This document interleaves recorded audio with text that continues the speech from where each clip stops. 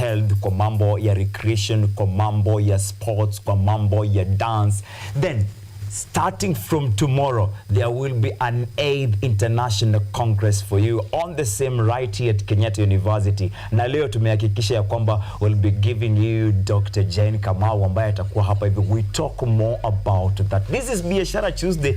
Na naona sura mpya una feel, yeah, what's happening?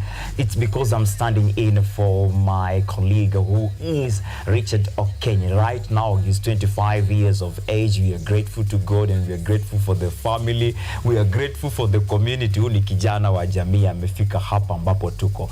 Either way, tuko hapa hivi tuweze kunyonya utamu wa masuala yote ya biashara. I'll be making it easy and I'll be making it nice for you for the next 3 hours. Among things that tuko nazo siku ya leo is about the International Council for Health, Physical Education, Recreation, Sports and Dance, the Africa Congress that will be starting tomorrow right here at Kenyatta University, that has been chosen to host this Congress in 2024's edition. Vile vile tutakuwa tunaangalia masuala ya biashara, tutakuwa tukiangalia masuala ya magazetini kunaendeleaje. I'll be having Brian Masengeli hapo hivyo ananikumbusha what is happening in the country, that right now the High Court of Kenya had ordered or has ordered the Inspector General of Police, the acting one, ya kwamba anahitajika mahakamani. Hajaweza kufika 7 times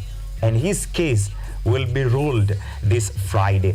Among other things ambazo ziko pale hivyo ni ati kwamba mikasa ya moto shuleni imekuwa ikitokea. What is happening in our boarding schools, and this is something that I would like to engage you as our audience on all our social media platforms, where we are streaming live on YouTube, we are streaming live on KUTV Kenya Facebook page, and you can also contact us via Twitter or X ukipenda at KUTV_Kenya. My name is OJWANG MARIAM, and you can get me at OJWANG_ yangu ina _ at OJWANG MARIAM on X, at OJWANG MARIAM on Instagram, Facebook na vile vile TikTok. Hapo hivyo kwa mpigo tena zaidi. Let's get to know how we can keep our children safe in our schools. As at now, pale upande wa Hillside and Russia Academy, watoto zaidi ya 21 wameweza kuaga, na kulingana na information ambayo tuko nayo kufikia sasa ni kwamba wazazi hawataweza kupata miili ya hawa watoto, itabidi wangoje kwa mwezi mmoja. They will have to wait for at least 1 month for these parents to be given bodies of their children to go and bury them. It's a sad situation that is happening in our high schools, and we would love to know what's the main cause of this. How can we stop it? Because we need to educate our children according to the constitution. It's right for every child to have free education.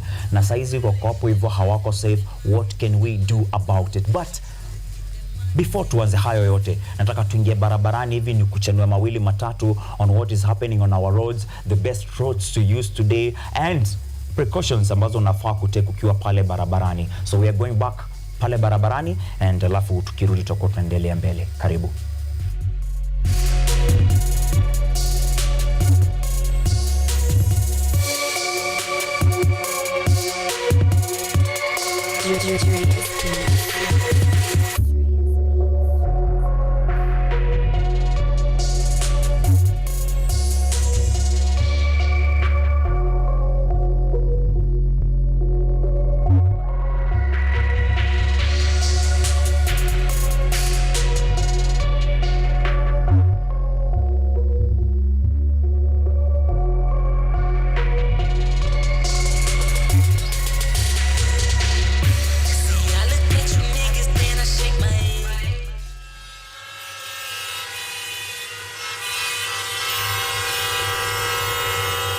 Kabisa, and we are on the roads. On the roads naona ambaka hali ya anga imeweza kutolewa, ambako it's still chilly, not chilly, cold, not cold.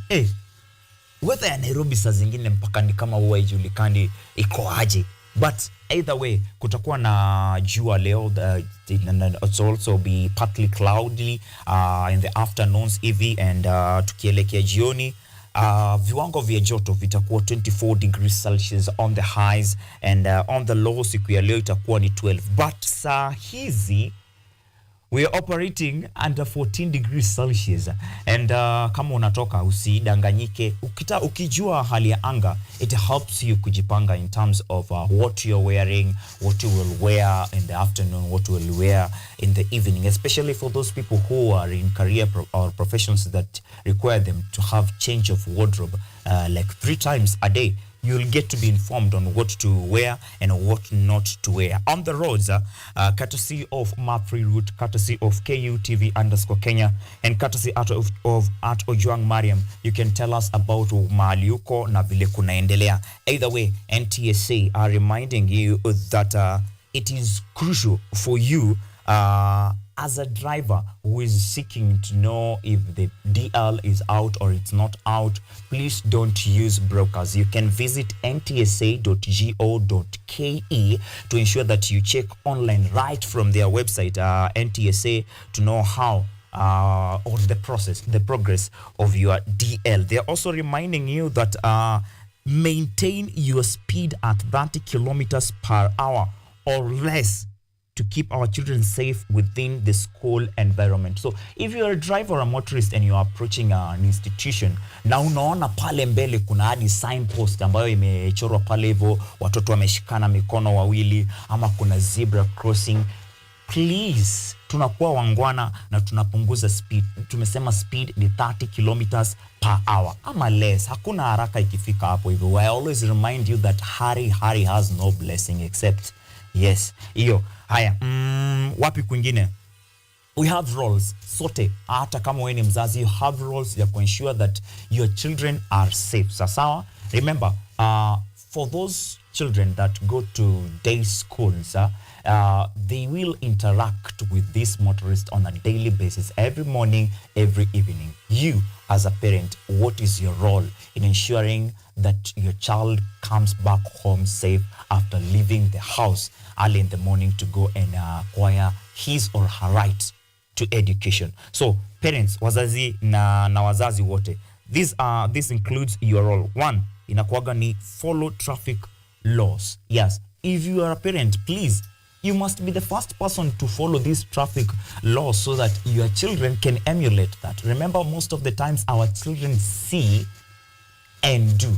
When they hear, they forget. So it's your role hapo hivyo. Kitu kingine ni model safe driving behavior. Ensure as a parent when you're carrying your children pale hivyo back left, yeah, unatimiza ama unahakikisha kwamba you are safe wewe mwenyewe. You have good driving behaviors so that they can emulate and all that can happen on the roads. Thika Road is having or experiencing jams.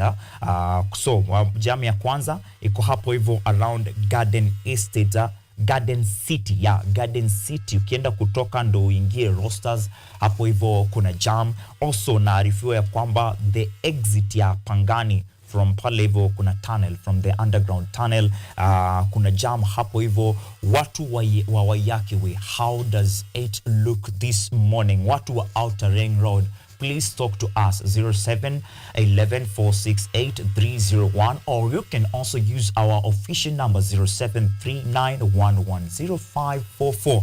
Ukitukosa hapo hivyo ingia at KUTV_Kenya on X or at OJWANG MARIAM. Tell me, barabara ziko aje mahali uko? Natoka hapa hivi, nataka tuingie moja kwa moja kwa swala ambalo linahusu Afrika nzima. I'm talking about the 8th International Council for Health, Physical Education, Recreation, Sports and Dance, Africa Congress, that will be starting tomorrow right here at Kenyatta University. Nataka nikuletee Dr. Jane, tukae naye hapo pamoja, tupate kujua how does this Congress help you as an audience from where you are. How can you participate in the Congress that will be starting tomorrow 11th up to 13th? And what is the impact of this Congress to universities, not only KU, universities in Africa? We're talking about health, physical education, recreation, sports, and dance with a doctor.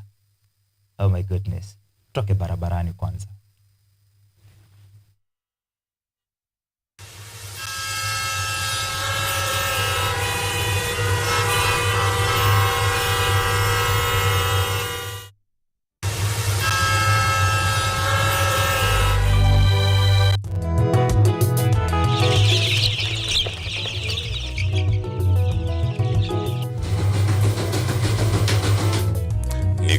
maarufu kwa kuzalisha maziwa na ukuzaji wa majani chai.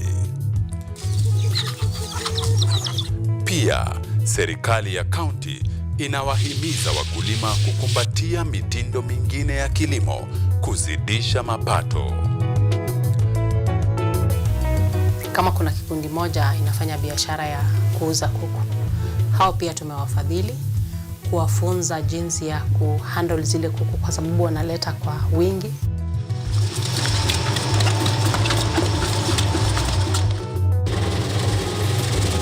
Haya yote tunakuletea katika Boresha Kilimo, toleo la kaunti ya Bomet.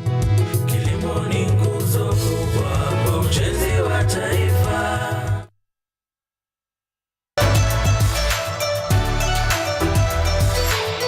So my name is Jakub Petri. I'm Associate Professor in the Institute of Philosophy of Jagiellonian University in Krakow, Poland. And I'm the main coordinator of the Cafe project, which is being here hosted by Kenyatta University. My name is Eva Hudoba. I am a project manager in this consortium. Keep watching cutting-edge research at Kenyatta University Television.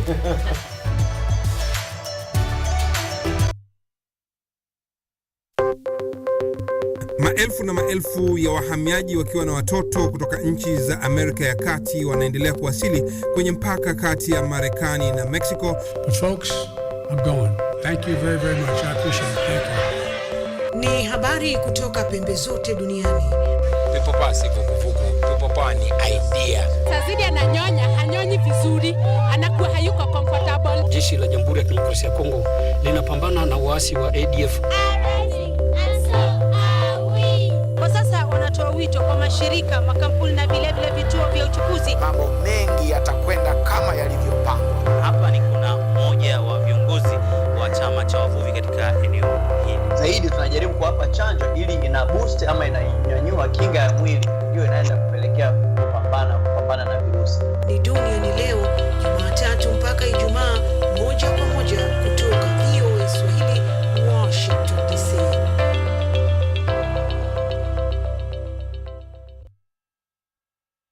Are you an aspiring media practitioner, a graduate, or you just want to advance your skills in television production? Then welcome to Kenyatta University, where education meets innovation. KUTV, the premier university television station in Kenya, is now offering short courses in TV studio, field technical operations, and video editing. Through these courses, you will acquire hands-on skills on camera operations, media production, lighting techniques, audio-visual editing, and sound and visual control, and how to operate key equipment in modern TV control room. Enroll today at KUTV and discover your full potential in cutting-edge TV broadcasting. Graduates of these courses will receive professional certificates. For more information, visit our offices at KUTV Studios or call us on 020-870-4252 or 020-870-4255 or SMS us on 0739-110-544. KUTV, a new experience.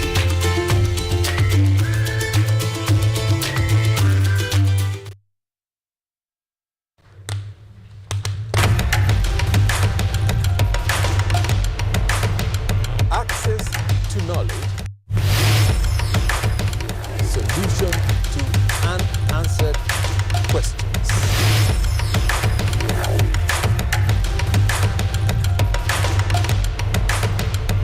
Guidelines to pursuing your rights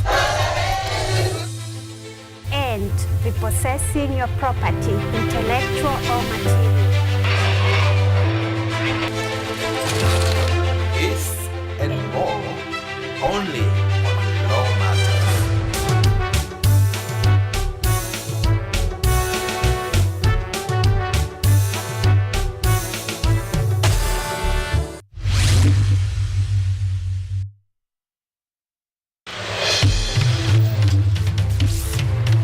Tunachimba hadi mizizi kukuletea yanayojiri. So mimi naomba tu serikali yetu ya Mungu, jibarikiwe na Mungu, iweze kuteremsha bei ya mafuta yanayokukumba. Tuna maizi, tunakutetea sisiri. Kwa kweli ni spesheli tukikupambia makala ya mwanamke mwake. Utasema hupendi mizizi ya habari. Nami Caroline Kimweli.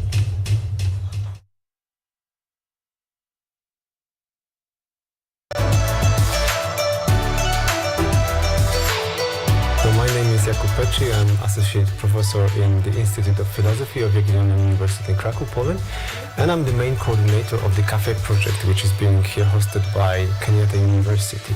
My name is Ewa Hudoba. I am a project manager in this consortium. Keep watching cutting-edge research at Kenyatta University Television.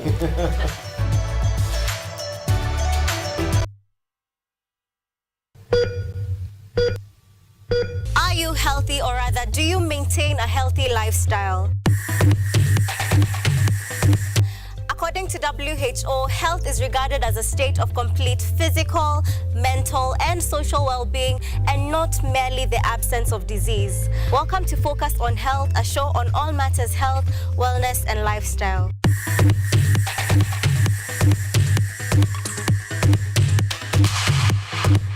On this show, we cover a wide variety of topics inclusive of, but not limited to, dental, optical, mental, reproductive health, and so much more. Join me, Joy Bofenda, every Thursday at 7:30 p.m. on KUTV for compelling insights and discussions on all matters health. See you then. Focus on Health, your weekly dose of health and wealth information on KUTV.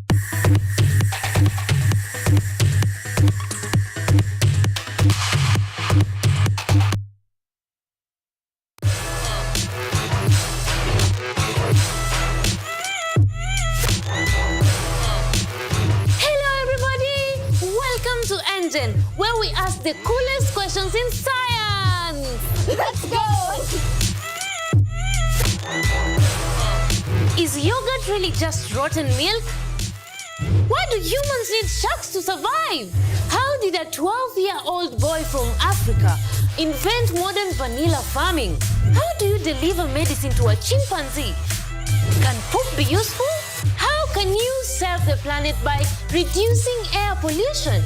To help us answer these questions, we are inviting some wonderful guests from the world of science. They will enlighten you, make you hungry for knowledge, oxygenate your brain, and make your ideas flow. This is Engine Season 3. Let's go!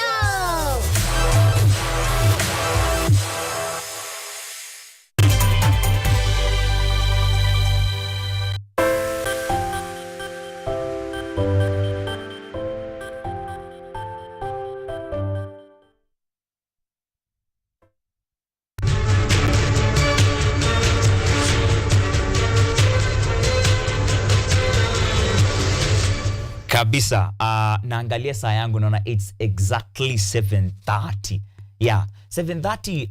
What usually happens at 7:30? If you are, let's say, a student, what do you do at 7:30?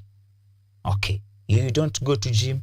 Oh, okay. For those who work, what do you do at 7:30? You are off the gym, you've taken your breakfast, you are now on your way to start your 8 to 4 or 9 to 5. Okay, then saa hizi nataka tufanye something different.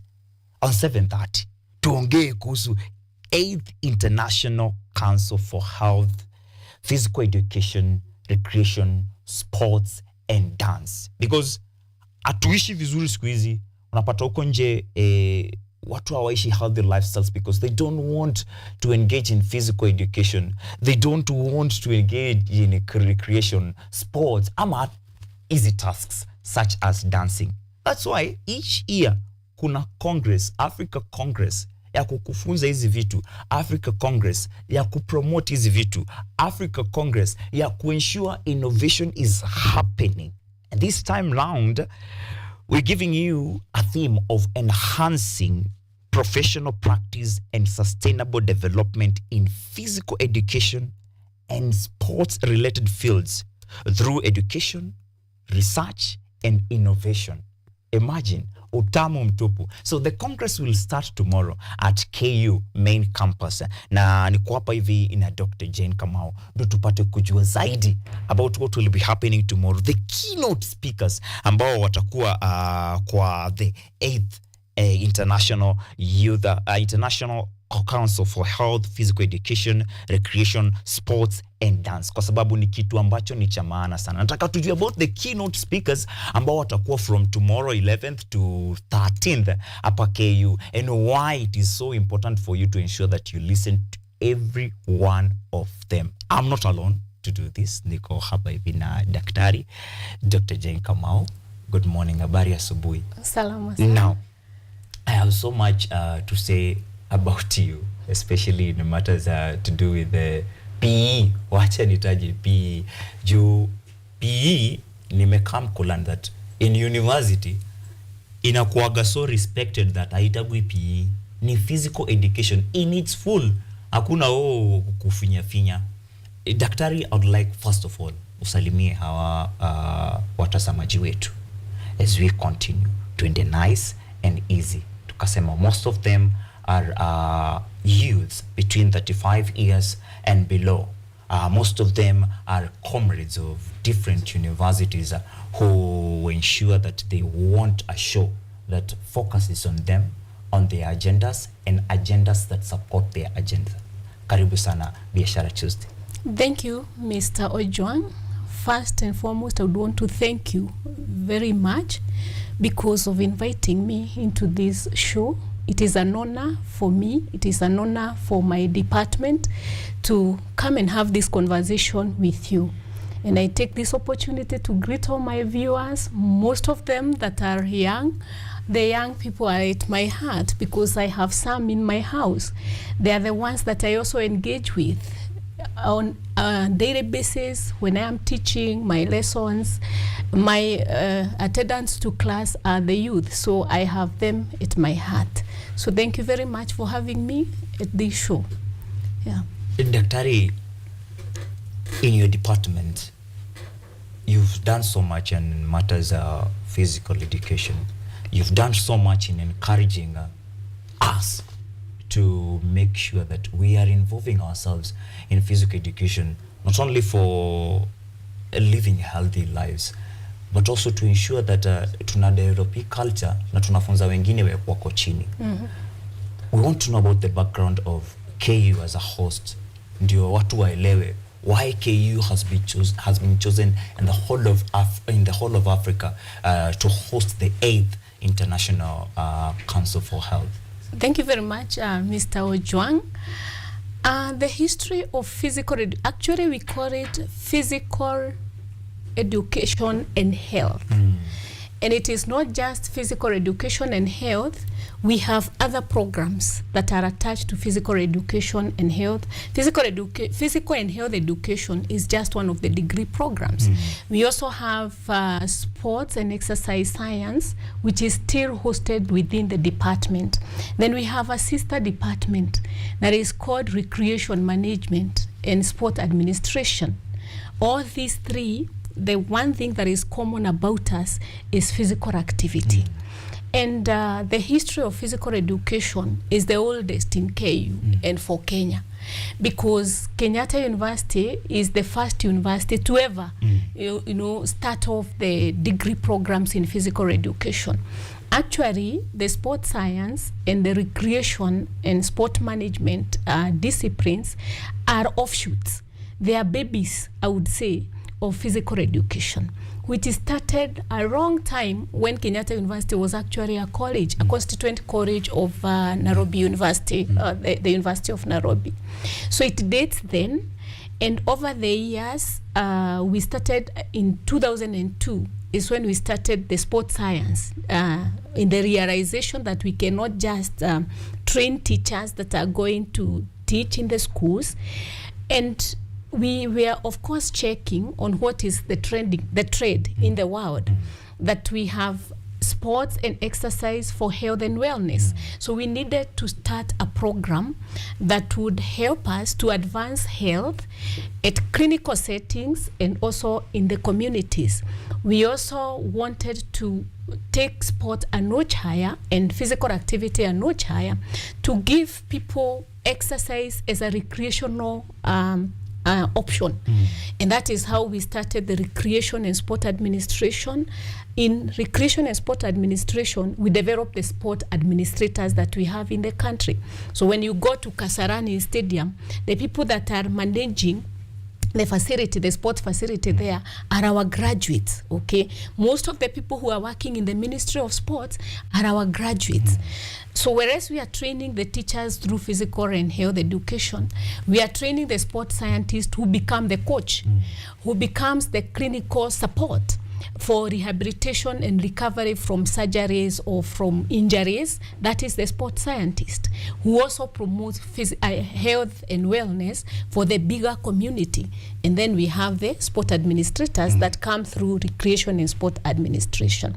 So we have such a big history as a department, and you will realize, being the first institution in the country to start off physical education and these allied sciences, we have trained majority of the physical educators and sports scientists in East Africa, Central Africa, some parts of West Africa, and some parts of South Africa.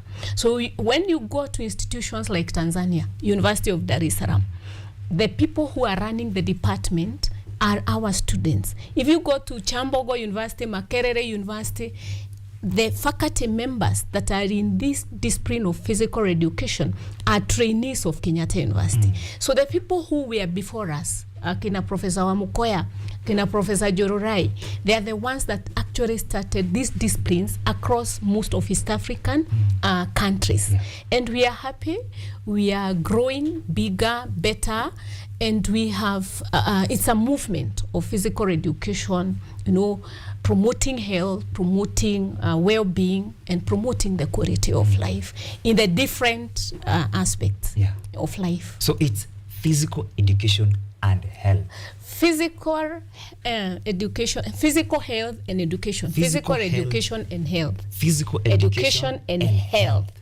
Hicho ni kitu ningetaka kuinsist to my fellow youths out there, because it's often known that watu fanya physical education should be teachers.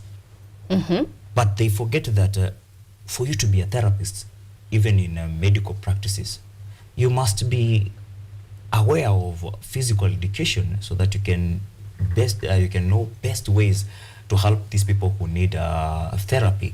If you are in a corporate world, you need bado to be fit. So kunahitajika watu wenye wanafanya mambo ya physical health and education hapo hivyo. Now, Dr. Jena is a senior lecturer at the Department of Physical Education, Exercise and Sports. Hizo zingine zinakuwa gani daktari? Sports science.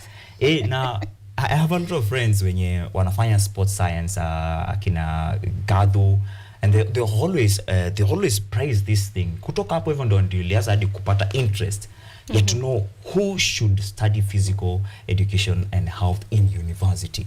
Before that, I used to know ni mwalimu wa PE. Ati unasoma hii ukakue mwalimu wa PE. So most people are coming from a point of they don't know.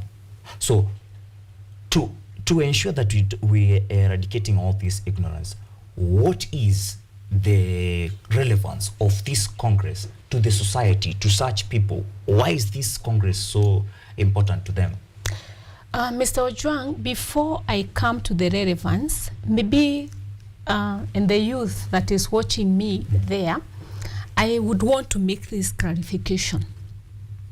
We have 3 programs, and each program has its target, the target trainee. When we talk of physical and health education, for sure we are training the physical education teacher. And I would want to say this: with the current dispensation of the competence-based curriculum, physical education has previously been very ignored. You see that ignorance of PE. And I don't know if in your time PE lessons were alternatives for a mathematics class or a physics class. Yeah. And even they were like they're in the staff room and mwalimu wa maths anaingia no PE. No PE. Atuendi PE. And even if you went for PE, you couldn't have an accompanying teacher with you to go with you to the field. So you would go there, pick your ball, pick your net, change, and then go to the field, and you are on your own. Some of us used to carry our set books. It is PE time, yes, but ndio time yao ya kusoma set book. Badala ya conduct PE the way it's supposed to be. So that ignorance that has been there has been dealt away with the competence-based curriculum. The competence-based curriculum has 3 tracks. It has 3 pathways. The first is the STEM. And this is the most coveted of all the tracks. STEM, where we have the science, technology, we have the doctors there, we are training engineers there, we are training the scientists there. Every parent would want their children to follow that pathway, and it is good. All right, so we have the STEM. Then we have the social science pathway, where we are doing the languages and also the humanities. And then we have one unique track, which we are calling the sports science and art. So for the first time in the history of Kenya, we have had sports, science, physical education being given the recognition that it needs. And probably why you were reading those set books is because PE was not examinable. All the years, it has not been examinable. Yet it is in the time. Yes, but now with the CBC, one, physical education will be examinable at all levels. The other good thing and the gain that we are proud of as members of physical education and health department is that even when we are following the 3 tracks and pathways, do you know we have common units? Even here in the university, we have what we call university common units. Something like communication skills, critical and creative thinking, entrepreneurship, and such. What has happened? Physical education has been made a common unit on all tracks. Finally. So that up there, before you make entry to become an engineer, before you make entry to become a doctor, the first 2 subjects that you must engage in is physical education and community service learning. Okay, so that is the gain. And the distinction that I wanted to give is that when we have a student coming to the university at the Bachelor's of Education Science, you take physical education in a science, either mathematics or chemistry, or you become a Bachelor's of Education Arts student, either you do history or even a language, you combine it with PE, you are actually going to become a physical education teacher in high school. Then we have exercise. So that will be your lesson. It will no longer be having a maths teacher taking PE. Yes. We'll be having a teacher who is there professionally for physical education and the other teaching subject, which could be mathematics or chemistry or a language or even a humanity. When we come to the sports and exercise science, by the way, my bias is in exercise and sports science. I teach exercise physiology, physiology of the human body. I teach biomechanics of sports. I teach hydrodynamics. So my bias is on the exercise and sports science. All right? So the students that join the university as sports and exercise scientists, they have 3 exit points. They either exit after having done coaching science to go and manage teams or individuals that want to focus on elite sport performance. The people who work with Akina Eliud Kipchoge, the people who work with Omanyara, to train them to hone their skill for the performance that we desire to see as exercise and sport science, who opt for the option of coaching science. So they will pick a skill or a sports skill, they hone their skill in it, in terms of technique, in terms of tactic, in terms of every other thing that is happening in that particular sport, technology. And then they will go out as the coaches. If it is soccer, they will go out as the coach, the soccer coaches. Then we have those that will just want to exit as fitness instructors. Fitness instructors are concerned with the well-being, the health and well-being of the general population. I see you look good. I see the team here look good. So you are healthy. I would say subjectively that your levels of physical fitness are good. So we have the exercise and sports scientists who will go out there, help the community members to maintain their health and well-being as it is. They come with their objectives, they program for them, and give them exercise programs that are meant to help them sustain their health and well-being in the different aspects of their life. And then they will live healthy. When they are healthy, they are productive. When they are productive, the economy is good. It is growing. So we have that who is a fitness instructor. And those are the people you find in the gymnasium. Wamejiajiri huko mtaani. Gym. Nowadays, every estate has a gym. Yes. Huko ndo tunaingia tunasupport hao vijana. Something else that I'm reading from all these is that in the near future, we'll have reduced cases of mental health issues in our offices. Why? Because in every profession, there's someone who deals with the physical health or sports science. Then I think we are supposed to push for a gymnasium in every institution. Like I would applaud my university. Here in KU, every corner of the university has a gym. When you make entry to the central administration, we have a gymnasium that is set apart for our senior managers in the university. As you come to the gate, the first gym you find is the alumni gym. Those people that schooled in KU like me, I would just get in and have my exercise if I do not want to go to the students' gym. And then there is the main student gym. It's a big studio. I don't know if you have visited. Around the health unit. Around the health unit. Very big, but it does not only serve the students, it's also open for the community members that are surrounding the university as part of outreach in matters of health and wellness. And then we have another gym for members of staff. And I don't know if my colleagues know that in our work site, we are facilitated to live healthy, to live active. When you look at the way the institution is made, and again, I want to applaud our administration, the walkability in the institution. Do you know, I only drive when I'm leaving the house to the parking. My office is at the directorate complex. I have to look for my vehicle when I'm going home. Because the environment is so enabling for me to walk. And I am sure it is enabling for all of us. So in terms of health and wellness as an institution, I think we have embraced this.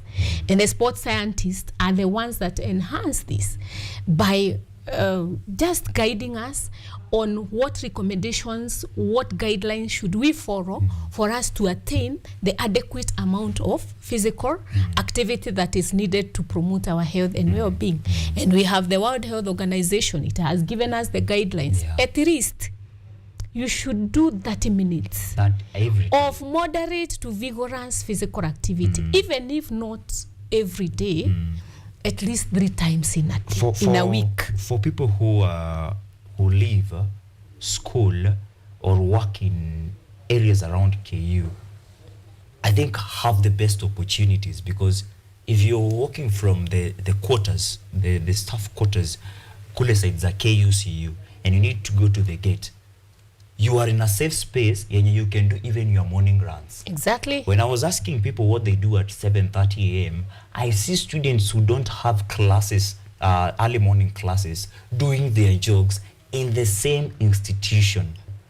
Ukitoka hapa ukifika pale hivyo, then miti iko, barabara. The environment is so enabling, so I would want to challenge all of us. So could this be some of the things that made KU to be given that? We are coming to that. We are coming to that, OJWANG. So I was explaining the sports science. Yes. We have that fitness instructor who is promoting health and well-being for the common person like me and you. Then we have another track of these sports scientists that go to the clinical settings. Remember, the doctors, cardiologists, or any other doctor, they intervene for us from a pharmacological point of view. If I present with diabetes in the hospital, besides the prescription I'm given of taking so many anti-diabetic drugs or antihypertensive drugs, the doctor tells me, and make sure you do exercise. But you see, the doctor doesn't know how to prescribe exercise. Now this is where the sports scientist comes in, so that as we support the pharmacological intervention for most of the non-communicable diseases, we are having a sports scientist graduate who is working with this patient to administer the physical activity that the doctor was not able to prescribe. You'll see people who have had surgeries, heart surgery or something. So to bring them back to where they were pre-surgery is the work of our students in exercise and sports science. So we teach them exercise in disease so that they are able to work with patients who have different medical conditions to bring them to recovery. That is the sports science. Then we have the recreation and sport administration course. The recreation, remember, we have all the good outdoor in environment as a country. So the people who will take you to mountaineering, if you want to climb Mount Kenya, we will. Yes, it is it's the recreation student. When you are not busy at work, when you want to spend your leisure time, you know, constructively, they plan for you. How do you ascend to the peak of the mountain without suffering the mountain sickness? Or if you suffer, it is at minimum. It is the recreation student. They are the ones who also do team building. For corporates, you know, they are the ones that are trained to do that. They are the ones that manage events. Like we are just coming from the Paris Olympics. Yes, the management of that event, international event, cannot be complete without the involvement of the recreation students who are also managers for recreation facilities and also for sport facilities. That's it. So now, coming to your question on is this the reason why then we were picked? I would say yes.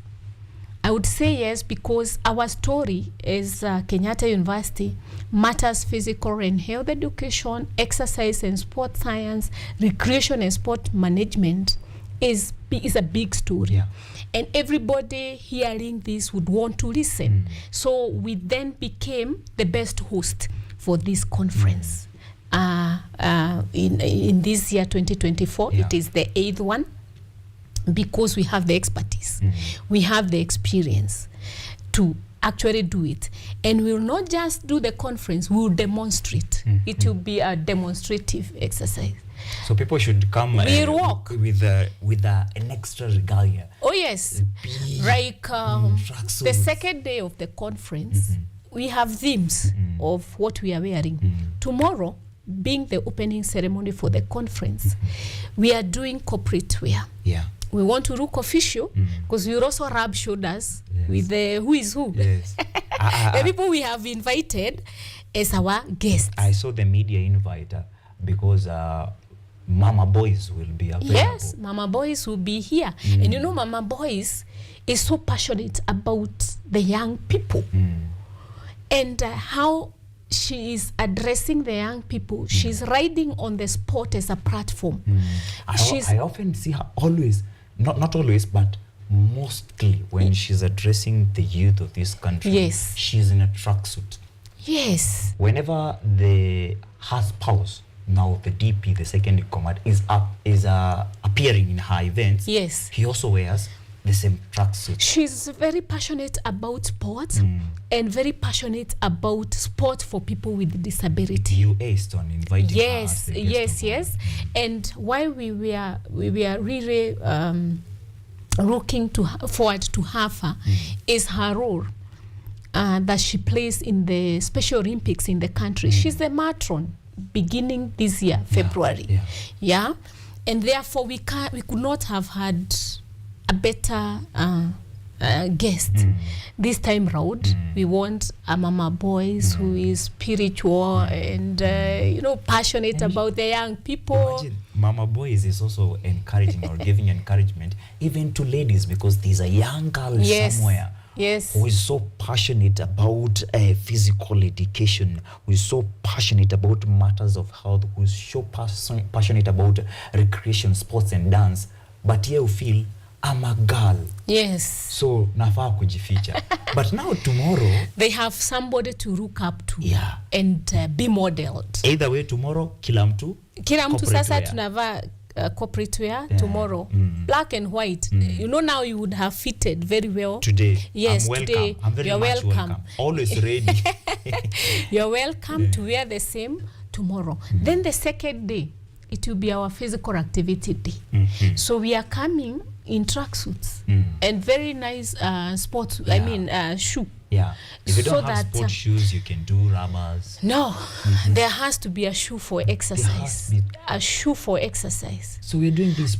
A shoe for exercise, because the ground has reactive force, which can affect the health of your feet. Yes, so there is the recommended. I wish you would come and do sports science, because shoe is actually a whole unit. Shoe. Yes, so that we are looking at the shoe. How is it able to absorb the ground reaction force? How do we even tie the race of the shoe? The basic things, but they really do matter to us in even health. How you tie a shoe yes. Can make it can affect your leg. Oh yeah, it can. So the second day we are wearing the sportswear, because we'll have a lot of activities in the sessions, during the breaks, and in the evening we'll be having a serious physical activity experience. So we are doing all this in KU. Yes. So on 11th tomorrow. Yes. Where will we be in KU? On 12th, where will we be in KU morning and KU evening when we're doing all these activities? Okay. Where will these activities happen? We address people who will be there tomorrow, but maybe they are confused. They don't know the exact venue. Yes, they know it's KU, but KU is it's like a constituency. Oh yeah. So big. A constituency is smaller. When I come into KU, I feel like I'm getting into a whole new nation. Yeah. It's like a country of its own. It's only that we don't have those political arrangements. But it's big. It's big. I get else you. In terms of communities, yes. We also have Ghana's. Yes, it's a big country, which is good for us. So tomorrow we start off at the Kenyatta University Conference Center for the opening ceremony. So the whole morning, everything starts there. Then the afternoon we come to the International Languages Center behind the PML, behind the Postmodern Library, the biggest in East and Central Africa. Yes, there is no other. So that is where we'll do the afternoon and the subsequent days. Yes, for the conference will actually be at the International Languages Center. We used to formerly Confucius Institute. Yes, that's where we'll do our activities. Now that is a day one. Day two is the day that everyone is supposed to come dressed in sports attire. Yes. So where will they be? We'll still go at our International Languages Center. And we will follow the program as it is. The presentations will be happening. The only thing that is changing is the gear. Okay? But in between the sessions, we'll be doing icebreakers through exercise. But at 5, instead of going home, we'll go to the field. We'll go to the field and have our physical activity. Yes. Day 2. Day 12. Yes. 13th. What will be happening on 13th? Now, because it's an international conference, and we have attracted delegates from across the world, and they are coming to Africa. There are those that will be coming to Africa for the first time in their life. So we want to give them an African experience. So our attire, our theme is African wear. Kitenge. Hiyo siku kila mtu akuje na kitenge. Yes. Kitenge ambacho kina represent kwao. Kama wewe ni wa kutoka side ya mlima, kama na kitenge tuna expect cha brown. That one. Kama wewe with the beads. In the beads.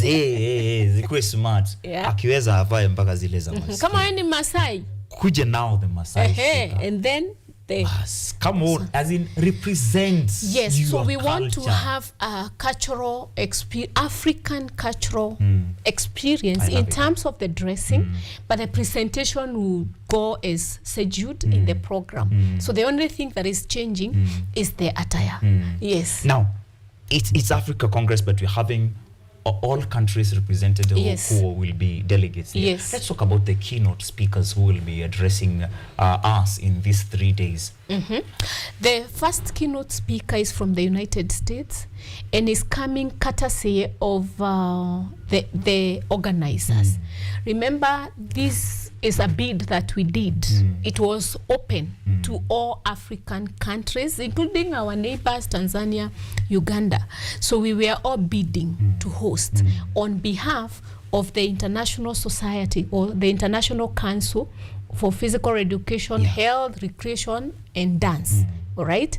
So when we won the bid, we got their support.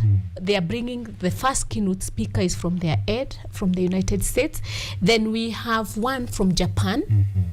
Why we are having one from Japan is we have had a whole collaborative experience with the Japan Society for Promotion of Health, of Science. All right. So we have had several symposium with them, and they have also supported us in terms of money to run the conference.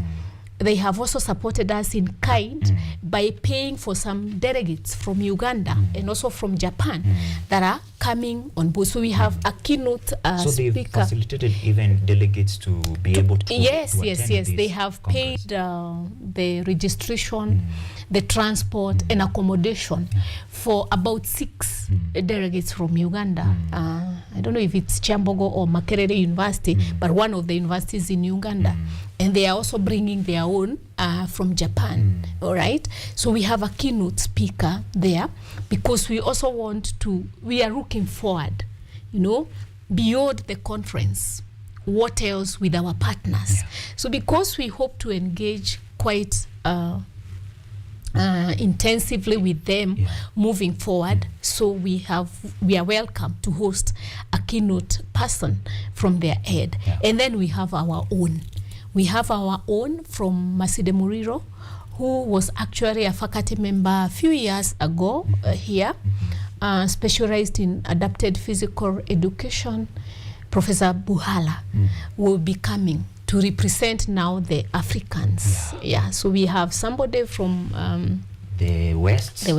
Representing from US, representing the West. Yes. We have someone from Far East representing Japan. And then we have Professor Buhara representing the Africans. It's the whole world represented here. And the theme for this year's 8th International Council for Health, Physical Education, Recreation, Sports and Dance Africa Congress is enhancing professional practice and sustainable development in physical health through sports related fields, through education, through research, through innovation.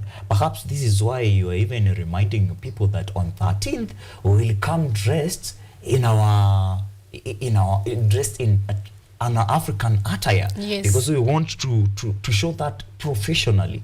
It doesn't matter the kind of professional career you take, you need physical education. It doesn't matter where you come from, you need physical education. Can I tell you something? Physical activity, exercise is for everyone. Starting from the president, for them to promote their health and well-being, physical health and well-being, and for them to serve us, you know, as a state, for them to remain healthy, to go about life, you know, they have to be physically fit, right? So it is for the executive people in this society. It is for us in the middle level. I told you, if I was not physically well, okay, because lack of physical fitness results into disease. If I am not physically well, then I am sick. See what happens. And this is what I usually tell my students, that they're in the right place in terms of profession. That if I am unwell, physically unfit, and therefore I'm unwell, my institution serves us. And it serves us 3 times. 1, if I am having a condition that I have to keep seeing the doctor, say diabetes or hypertension, the moment I am absent from work, it means you will not gain even in that area. No, the moment I am away from work and I go to Aga Khan or I go to Nairobi Hospital, who pays my bill at the hospital? It is my employer, isn't it? So they ruse by paying for my health, okay? And then I'm absent from class.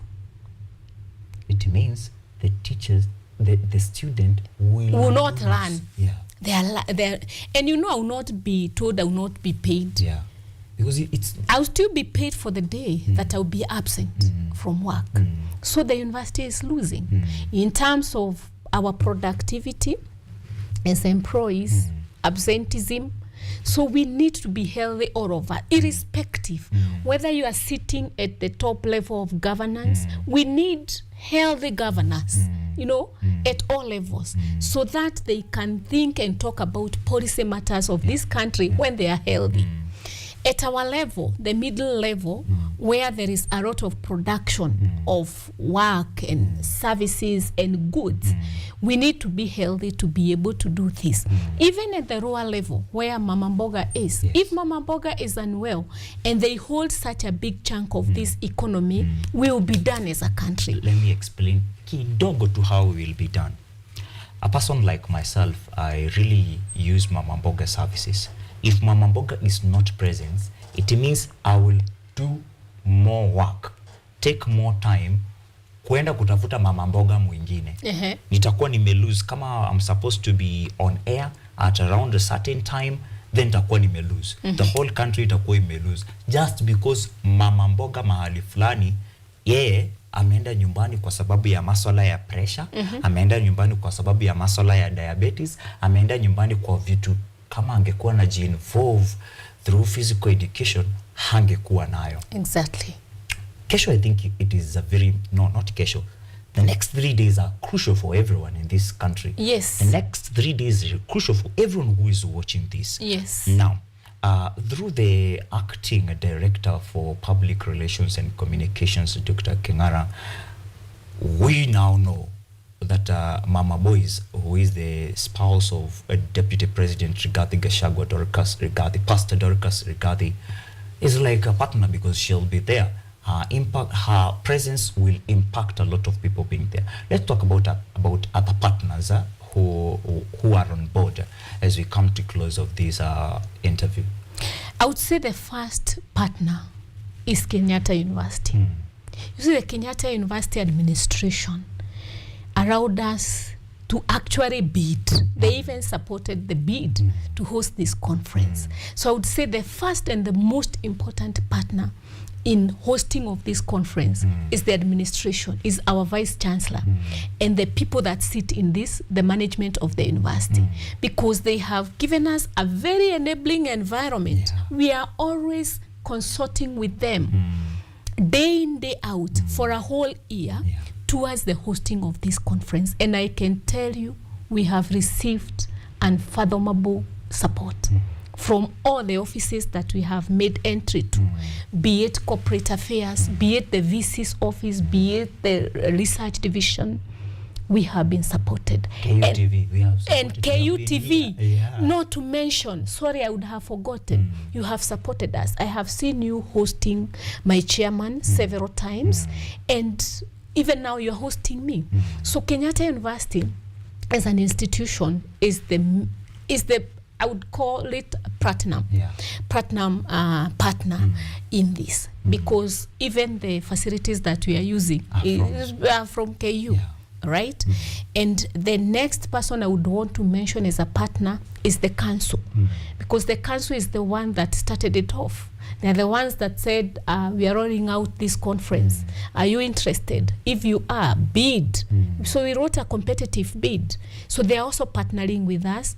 And as I was seated at the waiting room, majority of the executive were also arriving. So they are not only supporting us from where they are, they have also come to join us so that they can add us the impetus, you know, to run through the 3 days to success. So we have them, and then we wrote our proposal for partnership. You know, to run such a conference, we need resources, monetary resources, very key, and even in-kind resources. So we have gotten very good response from UNESCO. UNESCO have funded us to the tune of around 700,000 to just enable our secretariat, you know, to brand, you know, the event with the bags, the conference bags. T-shirts. We don't have T-shirts. We are doing some austerity measures also. Didn't you hear about austerity measures? No more T-shirts. No more T-shirts. No more.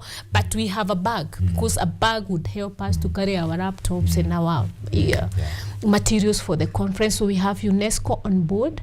We also have this Japan Society for Promotion of Science. They have supported us by paying for delegates who probably would not otherwise have been able to come. But they are willing. They are willing. They're intentional about coming. Exactly. But they may be lacking some finances. Facilitation of some kind. So when the Japanese, the Japan Society for Promotion of Science FAD members who are not even coming from Japan, they are coming from East Africa, 6 of them. We feel that that is support enough to appreciate, and so we want to appreciate the contribution they have made to that end. Then we have Sports for Development in Africa. Sports for Development in Africa is supporting us from 2 fronts. This is physical education. I hear you talk about physical education. So we have developed the Sports for Development in Africa project has come up with a resource, physical education facilitators handbook. This is meant to go to the teacher who is going to implement physical education lessons from primary, basic education. So we have the grade, the lower grade book that will guide the physical education teacher to conduct quality physical education lessons. So we have a book that has been developed through that project with the help of KICD. We also have the Kenya Academy of Sport and other partners. So Kenyatta University was appointed to be the auditor for the book. We are the reviewers for the book. So we have reviewed the book. And besides reviewing the book, we have been given the mandate to publish the book. So we will publish. We'll publish it, and we are going to have it on open access, a repository with our library there, so that it can go to as many readers as possible. And in addition to that, they are giving us 100 copies, hard copies, in the conference tomorrow, so that the physical education teachers that will be present in the conference can have a take-home resource for them to use moving forward when they are planning for their physical education lessons. And in addition to their 100 copies, they are the ones who are also producing and printing our program and the books of abstracts. So all the work that is being presented through the 3 days, we have arranged it into abstracts. So there is something that we are calling a book of abstract. So that you see my abstract of the presentation I will make. So we have corroborated all this abstract into a book. All right. So they are producing for us about 80 copies of this book. So we can't say that we have not been supported. We have received overwhelming support, and more is even welcome. We hope the delegates will also support as partners, because we can plan all these things, and when we have no delegates to attend, it will be an effort in futility. Is the registration closed? Is it too late? It's not too late. What do they need to do, those who have already not registered? What do they need to do for them to be present? They can come on site. You present yourself on the registration desk. There is what we call the on-site. So our registration was 3 phase. We had the early bird registered up to before August. Then we have the late bird, which is ongoing. So tomorrow we start with the very late bird, where we are calling them on-site registration. So those people who probably they did not know about the conference and they are still excited about coming and they have the intention of coming, you have not been locked. You are welcome. There is that what we are calling the on-site registration. And I tell you what, I have a student out of the country, and as I was looking at her proposal masters, I told her, wait a minute, we have this conference. This was just late last week. So she told me, let me think about it. As I was waiting there, she's like, Doctor, I still want to participate. So how do I go about it? So even if you're not able to come physically to do the actual physical appearance, there is still the online possibility. So they are still going to register online even tomorrow. Meaning, the 3-day Congress will also be available online. Yes, it's a blended, experience.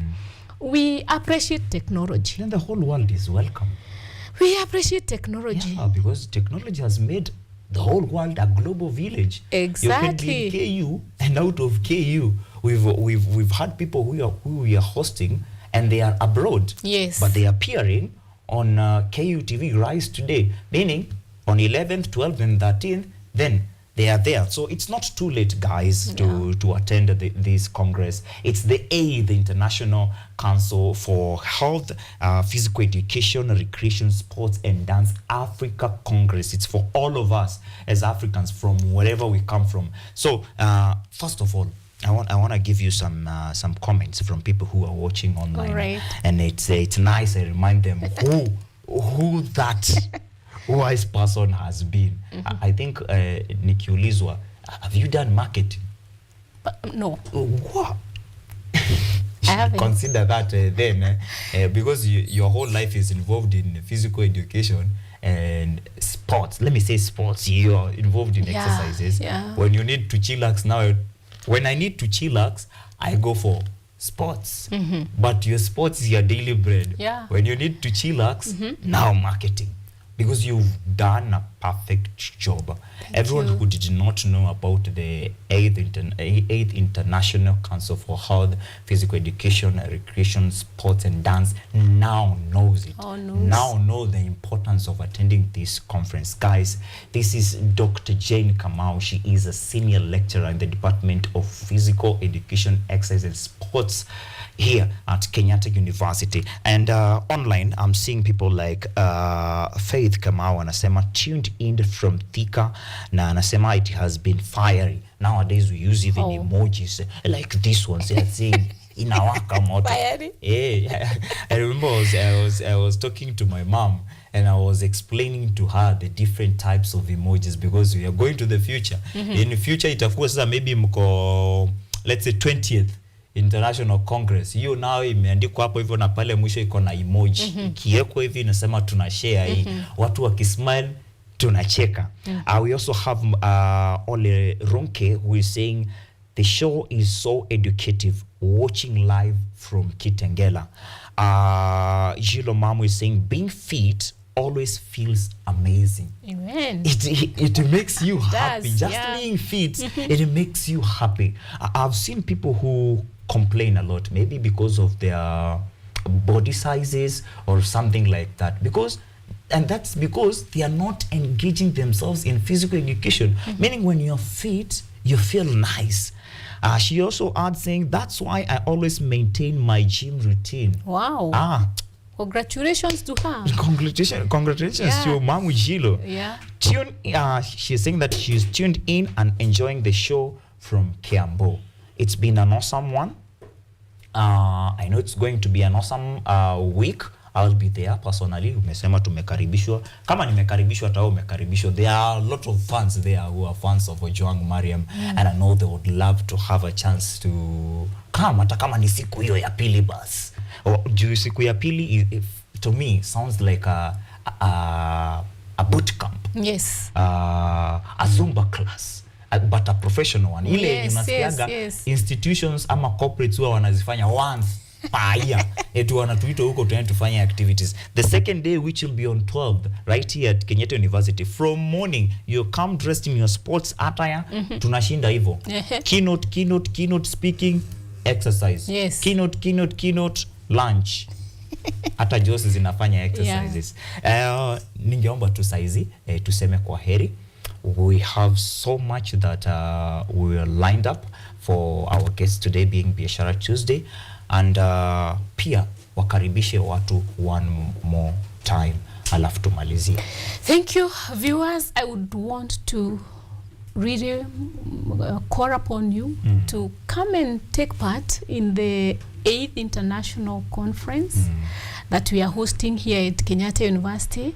But besides that, I call upon all of us to remain active from wherever we are. Whether you are in the office, don't sit the whole day. Take time to walk. It is good for your body. Yes, let's not be couch potatoes. Let's be active. Potatoes. Yes, anytime you get an opportunity at home, pick up an exercise and do. And by the way, you don't have to go to the gym for you to be fit. Yeah. Our country is beautiful. Okay, it's good. It's prestigious to be in a gym. But if you can't access and you can't afford, that should not be excuse for not remaining active. Kenya is a country. The Radmas is a gym on its own. Like after this, I'll walk to my office. Yes, I'll have to determine where I parked my vehicle in the evening as I'm going home. So I'm inviting all of us, the young people, the old people, the very little children. Let's be active. Let's keep Kenya in motion for health and wellness. Thank you so much, Daktari. We're now taking a short break. To Kirejea, we'll be telling you what's happening in the country, what we have prepared for you in Matters News, what we have prepared for you in Matters Newspaper Review too, whereby I'll be joining Brian Masengeli. In the meantime, guys, naingia tu madukani kidogo tu, sitauza sana, just a minute, and I'll be back as I tell Daktari kwaheri, na nikimwambiaga kesho aniwekee kiti pale mbele juu mimi short-sighted. Have a great time, guys. We are still watching Biashara Tuesday.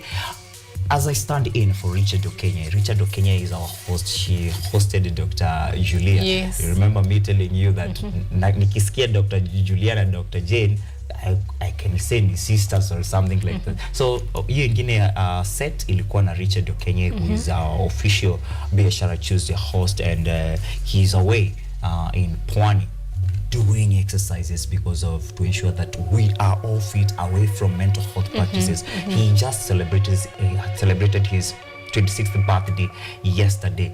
Wow. I think I'm proud from where I sit as a person who works for a university, that we should normalize giving our staffs leave. Sio time ya emergency, sio time ya health or mazishi. Hata relax. Celebrate birthday. Celebrate birthday. Wow. Thank you so much. You have done it so well. Asante sana. Yeah. Thank you very much. Sana sio atakujaribu. Umeweza. Asante. Asante sana. Thank you. Tunaenda break courtesy of KUTV. Tunasema asante. Continue watching Biashara Tuesday.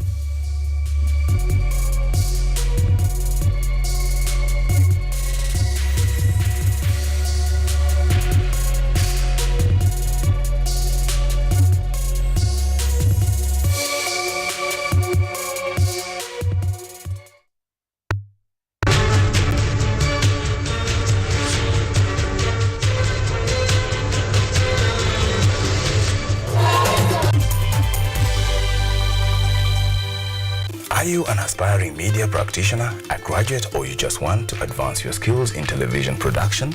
Then welcome to Kenyatta University, where education meets innovation. KUTV, the premier university television station in Kenya, is now offering short courses in TV studio, field technical operations, and video editing. Through these courses, you will acquire hands-on skills on camera operations, media production, lighting techniques, audiovisual editing, and sound and visual control, and how to operate key equipment in modern TV control room. Enroll today at KUTV and discover your full potential in cutting-edge TV broadcasting. Graduates of these courses will receive professional certificates. For more information, visit our offices at KUTV Studios or call us on 020-870-4252 or 020-870-4255 or SMS us on 0739-110-544. KUTV, a new experience.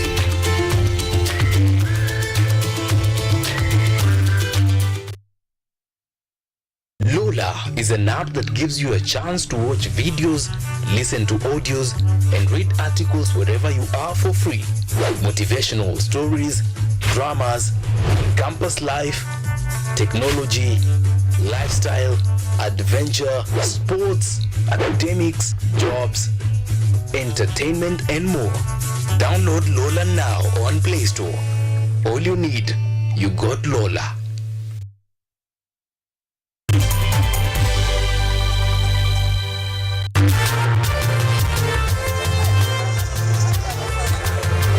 Ni nguzo na uso wa jamii.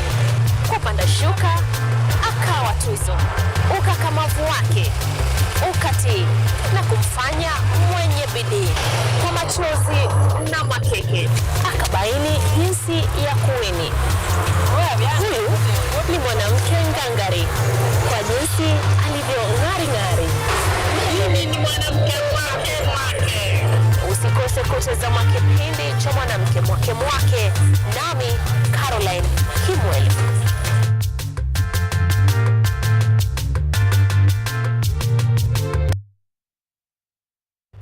From the hospital corridors, we bring you experts to discuss issues affecting your health, from diet to mental health. The familiar and the ignored are both put into perspective. We then dive into the environment and look at the effects of climate change and its solutions.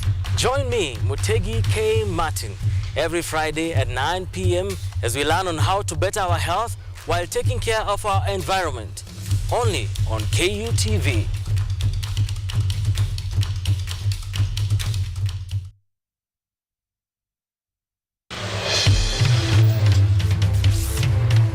Tunachimba hadi mizizi,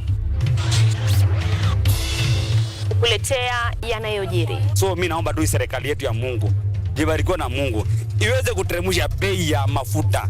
Yanayokukumba tuna maizi, tunakutetea sisiri. Kwa kweli ni speciali tukikupambia makala ya mwanamke mwake. Utasema hupendi mizizi ya habari. Nami Caroline Kimweli.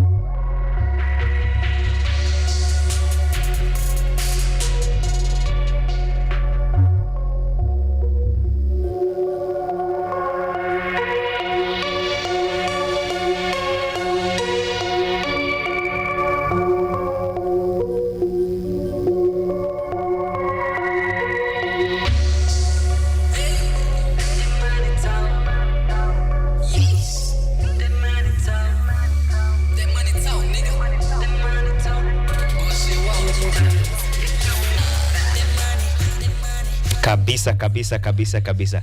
It has been a very wonderful conversation hapo hivyo. Tumeongea kuhusu the 8th Each Past Conference, and something maybe sijui kama ulikuwa unajua. Did you know that regular exercise improves the health of your blood vessels, making them more elastic and efficient at transporting blood throughout your body. This can help lower blood pressure and reduce the risk of cardiovascular diseases. Did you know that? Kama you didn't know that, then wewe ni mmoja wa wale ambao wanafaa kukuja for either Each Past Conference. Each Past Conference inamaanisha International Conference on Health, Physical Education, Recreation, Sports and Dance. Itafanyika hapa hivi Kenyatta University, and we are welcoming you. We have a lot of information concerning this on all our social media platforms. Kenyatta Uni on X, Kenyatta Uni on Facebook, Kenyatta University on Instagram, and Kenyatta University on LinkedIn. Please, you are free to register and make sure that you come. Guest of honor in tomorrow's official opening ceremony will be the spouse of the Deputy President of Kenya, Pastor Dorcas Rigathi, aka Mama Boys. She will be here to ensure that anatugawia what she offers in matters sports and all that. Tukiingia newspaper review leo, nataka tufanye newspaper review na wakili. Due to public demand. Kwa nini nataka tufanye newspaper review na wakili? Because the Standard today talks of officer gone rogue. Officer gone rogue. Skiza, the acting inspector general has for the 7th time disobeyed the courts. The court found him guilty of contempt and will punish him. Whereas lawyers want him declared unfit to hold office, there are families clinging to hope that their abducted loved ones are still alive. Marasaba. I think the best person to help us in this newspaper review could be a lawyer. No, should be a lawyer. Why? Because we need to understand law and how laws work. Who is above the law? Who should respect this law? Why we keep having oath of offices where you swear to protect and to uphold our laws in accordance to the Constitution of Kenya 2010. But as an Inspector General of Police, you are supposed to be the greatest person who maintains law and order. Why would you want to then be in such contempt? Why would you not want to obey court orders, 7 of them? So we have made sure that we have invited Michael Oyaro. Michael Oyaro is a lawyer, legal analyst, and governance specialist. He's also a founding member of Governance and Emerging Jurisprudence think tank. So tunakuletea akili tupu. But before that, bado our wanahabari wetu wamekuwa kila mahali, kila sector, kila kona, ensuring that they are preparing news for you, and will be doing that. Every time we invite you to watch our news right here at Kenyatta University television station at 6:30 in Swahili language, that is Mizizi ya Habari, and at 9 p.m. in English language, which is the prime time news. We want to know, newsroom, what do they have for us? And then tukitoka hapo hivyo tunaingia kwa set ya pili, which will be a newspaper review with a lawyer and a legal analyst, governance expert, Michael Oyaro. But tunatoka hapa tunaingia wapi kwanza? News. Good news. Asante sana.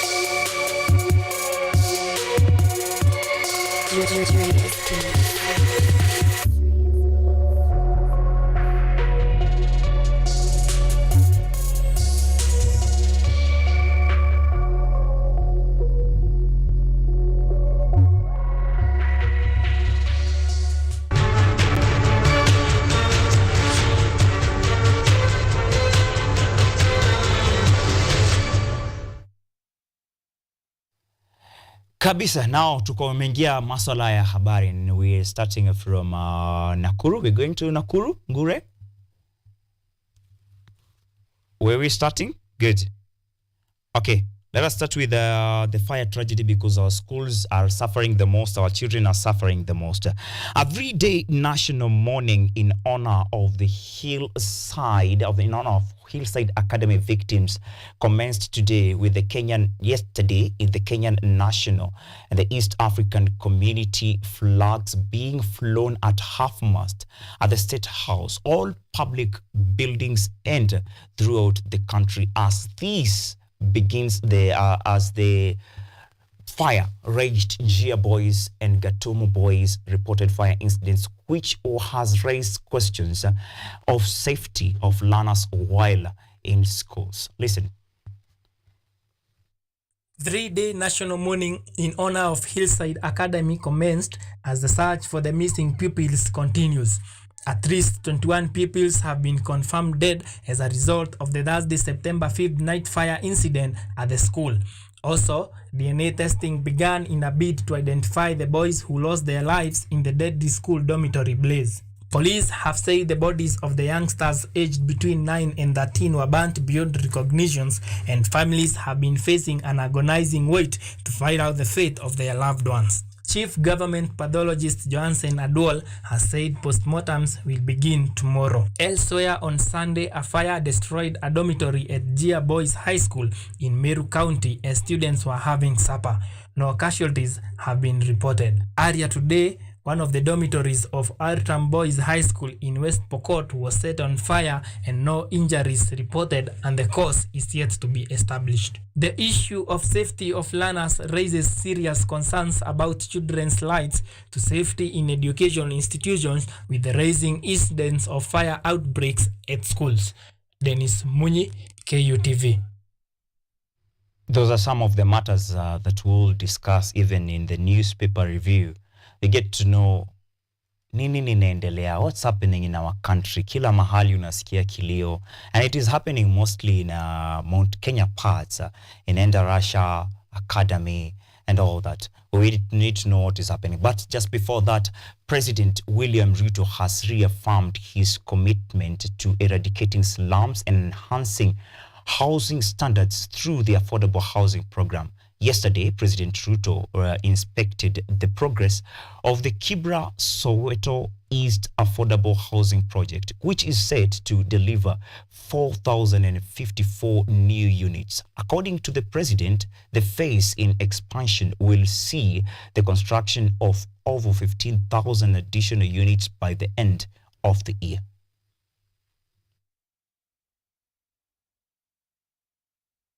Tutawapatia nafasi ya kuwa home owners. Nyinyi mtakuwa wenyeji hapa. Tuko na mradi phase 2 ambayo itaanza ndani ya siku 90 hapa Kibera.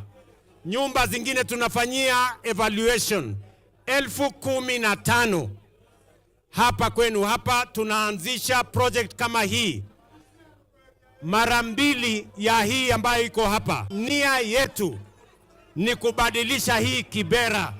Itawacha kuwa slum, itakuwa estate ambayo wananchi wanaweza kukaa. So itafika mahali hatutakuwa na slums anymore. Hakuna ghettos. Tutakuwa tunaishi kila mtu na dignity. Human dignity, did you know, is a part of national value in this country. Mengi.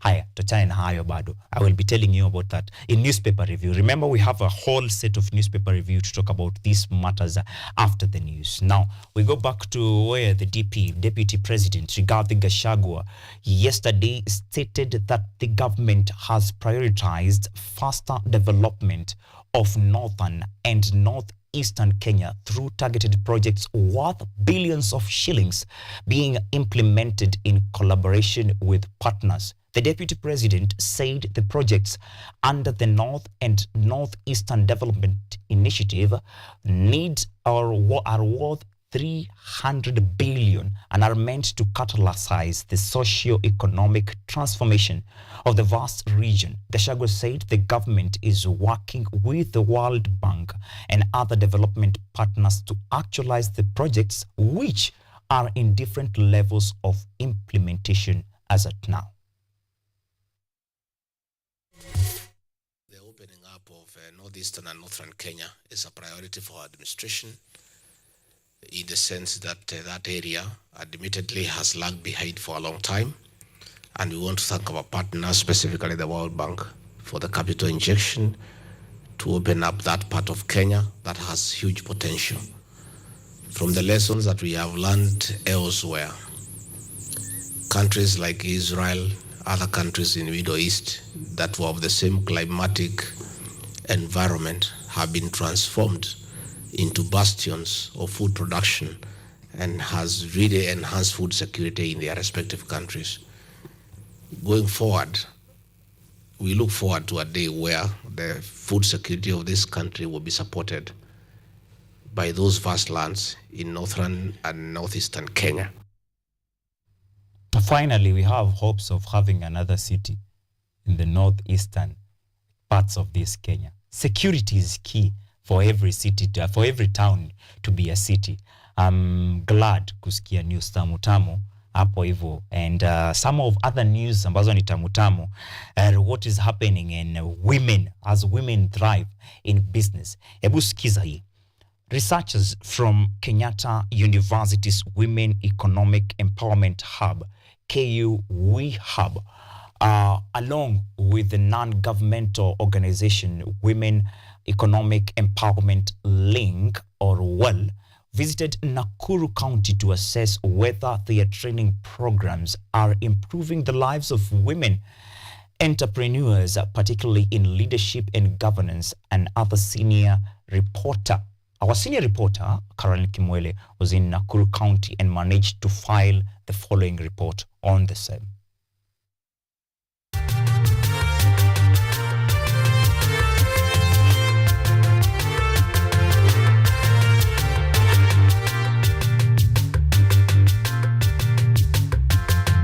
Women are essential contributors to the economy as they play a significant role in the labor force and contribute to the growth and development of a society. According to research, when women entrepreneurs succeed, they are more likely to invest in their families and communities, especially in areas like education, nutrition, child welfare, and health. Additionally, their businesses are more likely to provide essential services and opportunities to their communities.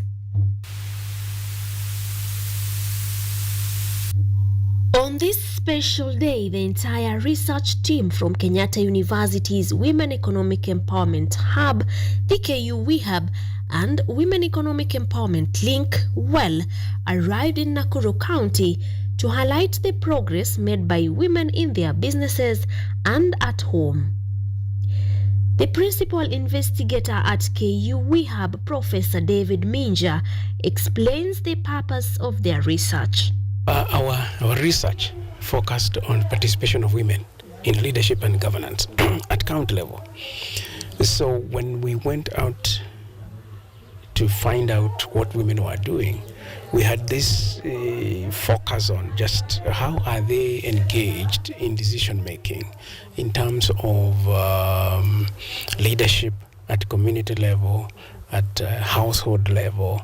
So we wanted to find out, has this program really empowered women to be better leaders, to be people involved in governance issues in schools and community projects, and how has that translated into economic empowerment? In Kaptembo Ward, Nakuru West Sub-County, Felda Kwamboka, a mentor in the Arise and Shine Women Group, says that women have started investment projects that help with issues like their children's education. Leo hii mtoto anaenda kujoin Moi University, anaenda kusomea education science. Ndio kosi aliweza kuitwa Kwa hivyo mzazi amefurahia sana. Wakati tuliingia kwa ile mkutano, hata mwenye alikuwa na chair meeting aliweza kusema hii silk group ni group gani ambao itaweza pesa kama hii. Tukaweza kuelezea kwamba sisi ni akina mama ambao tuko chini kwa hii community, tumetoka Islam area, na pia hatutaona mtoto wetu ambaye amepita ameperform akipaki nyumbani. Kwa hivyo hiyo ndio furaha yetu kama sisi wanakaptembwa na wasiriki groups, na pesa yetu ambayo tunaita ni social fund imetusaidia sana. Zipporah, one of these women, shares how they have benefited as a group through saving money using the Savings and Internal Lending Communities SILK program, which includes taking loans to grow their businesses. Tumekuwa kwa kikundiki miaka sasa 4. Tulianza 2019, we are heading to 5 years. Na tumefaidika katika njia tofauti. Wengi wetu tukianza kikundi, tulianza ili tusaidiane, tuleane. Wakati tulikuwa introduced kwa Women Empowerment Link, walitufunza na wakatuambia kwamba we will need, tutahitaji a support group. Na hiyo support group ndio itatulea hata economically. So ikawa kwamba tunataka tuleane. Wengi wetu hatukuwa hata na biashara. Unapata mtu kama mimi sikuwa na biashara nafanya. Nikakuwa introduced pale, tukapewa mafunzo na Women Link. Tukakuja pamoja tukiwa mama 15, na tukuwa wa mama tu, kati yetu tulikuwa na vijana ambao bado walikuwa hawajaingia hata katika ndoa ama hawajaitwa kina mama, na wengine wetu pia ni single ladies. Sasa tukaanza kikundi tukiwa watu 15.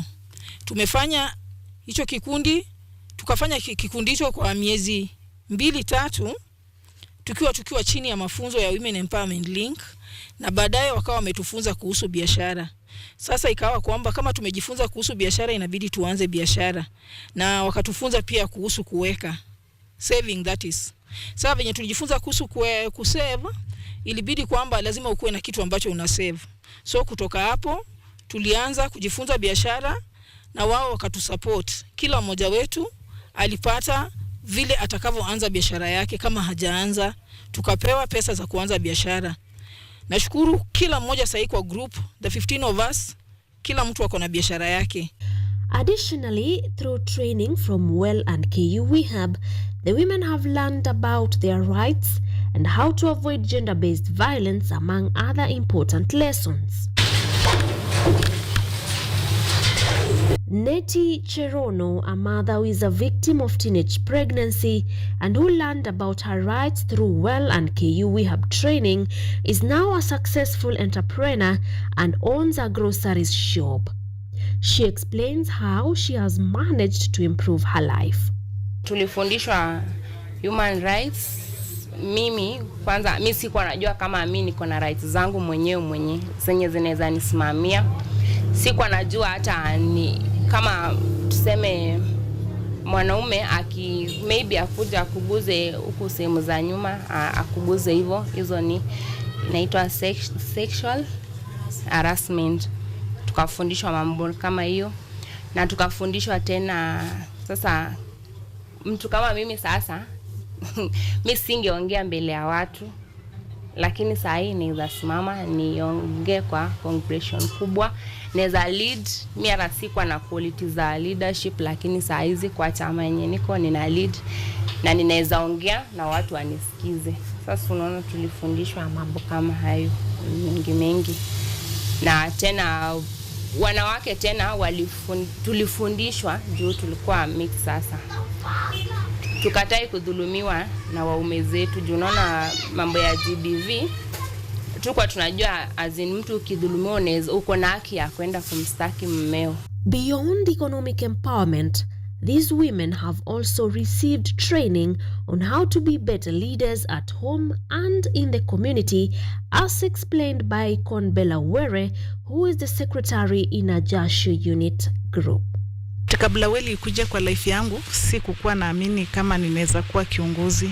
Lakini WELL ilipokuja ikaanza kutupea uongozi kutoka kwa community level, tukakuja kwa vikundi za kuchanga pesa kama silk, imenisaidia sana kupata hiyo courage na at least kugundua niko maybe na hizo leadership quality. mpaka nikasonga.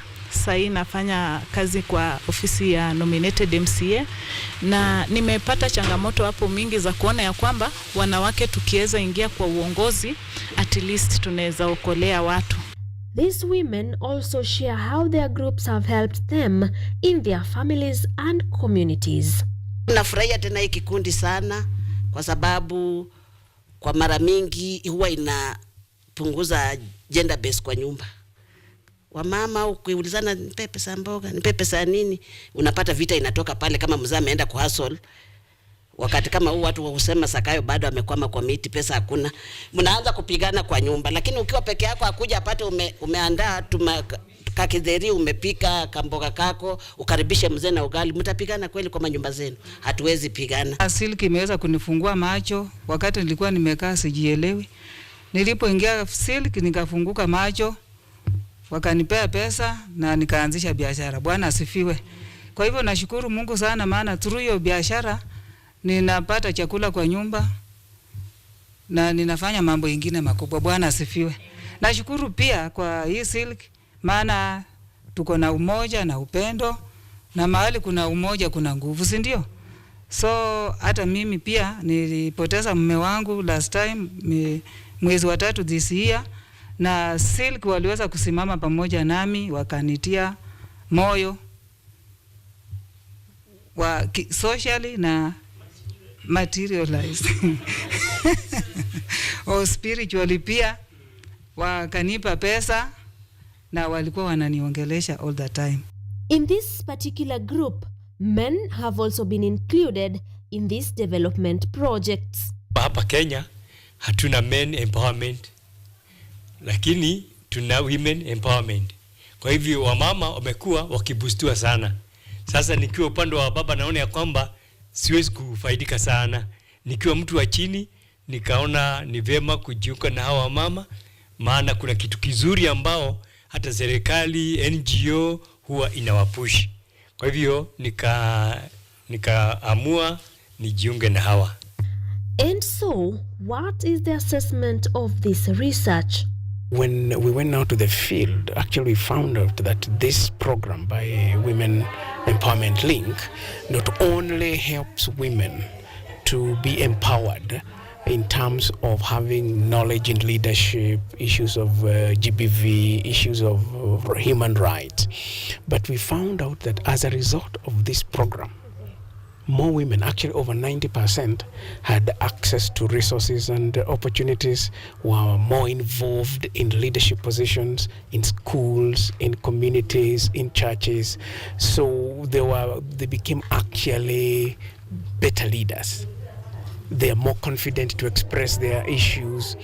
Even some of them, like in this area, they have actually told us of very successful stories where they have owned property. They have some women now own tuk-tuks or women groups or these portion meals. That to us is property. As much as it is a business, it has assets in it. And so to us, we feel that this program is not just benefiting women to become better leaders and to be more economically active and empowered, but it has also social aspects. Like this morning, when you listen to those women as they give us the feedback, as after communicating our findings, they have said that these programs help them in as form of psychosocial support. There is also the spiritual angle, which we never thought actually that this program could bring in a spiritual angle to it. There's a lady, a middle-aged lady who lost her husband, and she was saying, these groups that we are involved in, they actually helped me by way of giving me psychosocial support and also financial support. And so to us, we find that the concept of economic empowerment, women economic empowerment, it's not just about money. It's about helping them to make better decisions, to have access to resources, to have access to opportunities, and even to be better decision makers, because decision making is a key component of women economic empowerment, not just at household level, but also at community level. But it all starts at household level, where if a woman is able to make good decisions together with a spouse, if they have a partner, this woman contributes to decisions at household level, that in itself is a form of empowerment for the woman. Professor David Minja also emphasizes the importance of upscaling these initiatives nationwide, calling on stakeholders, the government and donors to be at the forefront in supporting women's economic empowerment and leadership programs across all counties. Caroline Kimwele, KUTV, Nakuru County.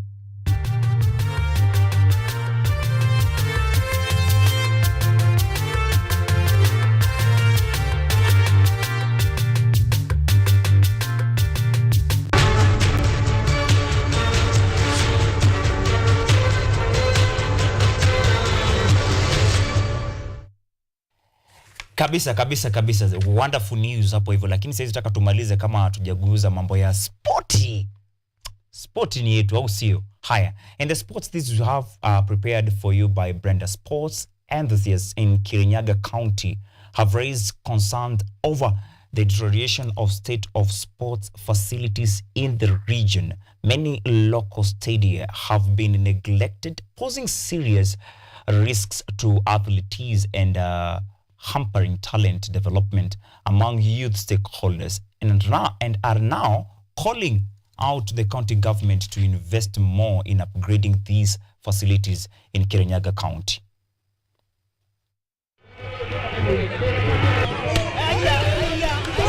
Sports enthusiasts in Kirinyaga County are decrying the deplorable state of sporting facilities across the region, with many calling for increased investment to boost sports development. According to them, abandoned and poorly maintained stadia are hindering the growth of young talent. Julius Jero, a youth leader, highlighted that most stadia fail to meet the required safety standards, posing significant risk to players, with many sustaining injuries due to the poor conditions. Jero explained that most of these grounds are uneven and riddled with holes, making it challenging for youth to play despite their passion for sports. Uwanja haviko sawa vile. Kuna mashimo ndani, ziko na milima kidogo, na tungeomba tu zishughulikiwe mapema, zifanywe leveling. Injuries zimekuwa mingi sana kwa vijana. Wengi wanavunjika miguu, wengine wanaumia, migongo pia inakuja inaleta shida. Sababu ukienda pale kufanya zoezi, hata kama ni goli saizi umeona tu, kijana anaenda kuteleza pale, anaanguka, mguu yake inakuwa vibaya na ndiye anajitegemea. Morundiko MCA Charles Nyamu pointed out that organizers of local tournaments are often forced to use primary and secondary school grounds, which are also in poor condition. He stressed the need for leveling and grass planting in these fields to enhance talent development. Tumekuwa na shida kubwa sana ya facilities, uwanja zetu mingi zimekuwa na mashida, lakini mipango iko. Hii mwaka tunataka kutayarisha moja inaitwa Togonye, ambayo ndio center ya Muridoko, ili waweze kuwa wanachezea pale. Hizo zingine vile tunapanga kuzi improve. Kwa muda ukiendelea tutaweza ku improve nyanja zetu. Fields have not met the required standard for football matches, and as the county government of Kirinyaga, we've come up with measures on which we have started upgrading some football fields. Kirinyaga County Executive Committee member for Sports and Youth, Dennis Musiumi, responded by confirming that the county government has initiated the development of various stadia ahead of the county government Super League tournament. Musiumi also noted ongoing collaborations with other stakeholders to improve school grounds. Si hapa tu pekee, tumekuwa tukisupport ligi zingine in all the 20 ones, so ni program imekuwa ikiendelea na inasaidia wanalika sana, because wakati wako huku kwa uwanja inawasuia mambo mengi sana, yani miandarati kwenda kwa mambo mbaya, so wako engage na wako busy.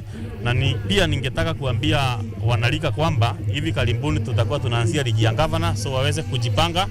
Kirinyaga currently boasts one state-of-the-art stadium at Wanguru, funded by the national government, but it remains underutilized by local youth. Brenda Nyongesa, KUTV.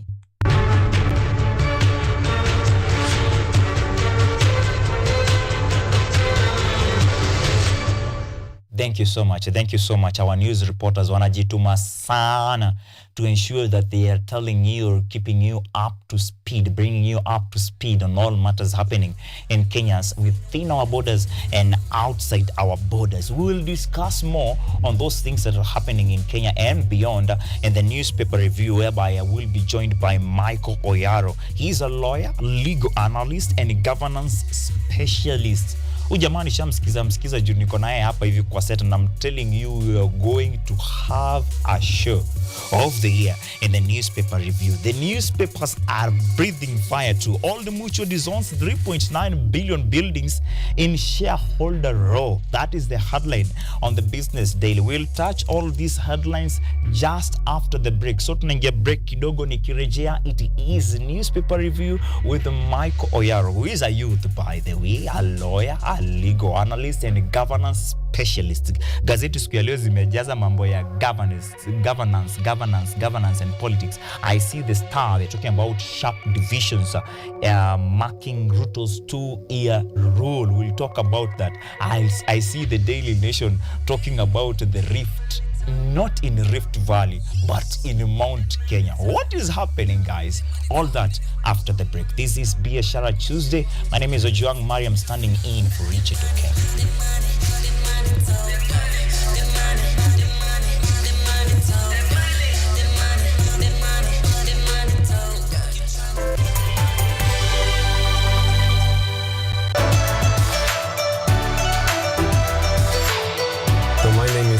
I'm Associate Professor in the Institute of Philosophy of Jagiellonian University in Krakow, Poland, and I'm the main coordinator of the Cafe project, which is being here hosted by Kenyatta University. My name is Ewa Hudoba. I am a project manager in this consortium. Keep watching cutting-edge research at Kenyatta University Television.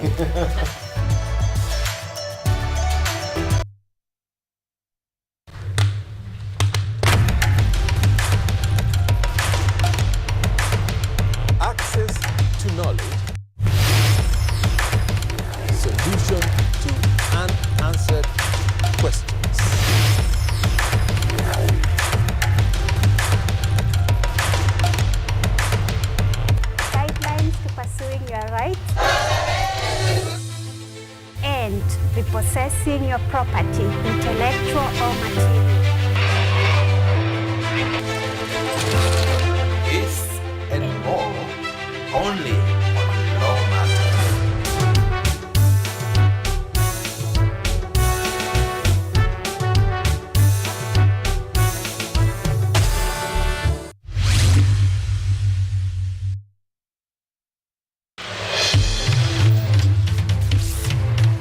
Tunachimba hadi mizizi kukuletea yanayojiri. So mimi naomba tu serikali yetu ya Mungu, jibarikiwe na Mungu, iweze kuteremsha bei ya mafuta. Yanayokukumba tuna maizi, tunakutetea sisiri. Ukweli ni speciali tukikupambia makala ya mwanamke mwake. Utasema hupendi mizizi ya habari. Nami Caroline.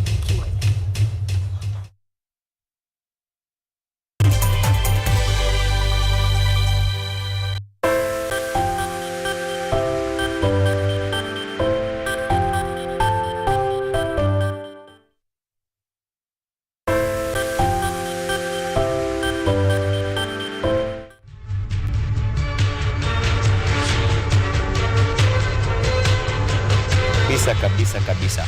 On Matters Road, mahali ambapo nilikuwa nimekuambia, if there is any road update on the road that you are currently using, I'd like to remind you guys about ensuring that we mwenyewe you are safe on these roads. Sawa? We talk about safety of others. How about safety yako we mwenyewe?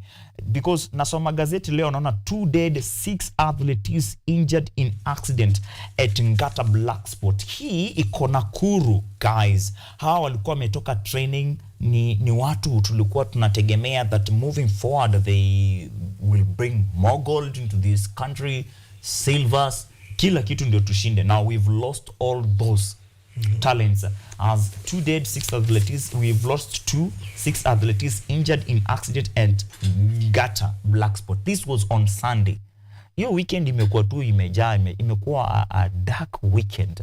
But we thank God it's a new week. New week yenye jana imeanza na some protests in Moi University. They went on strike because of the new university funding model. I know you deal with a lot of youth from where you sit.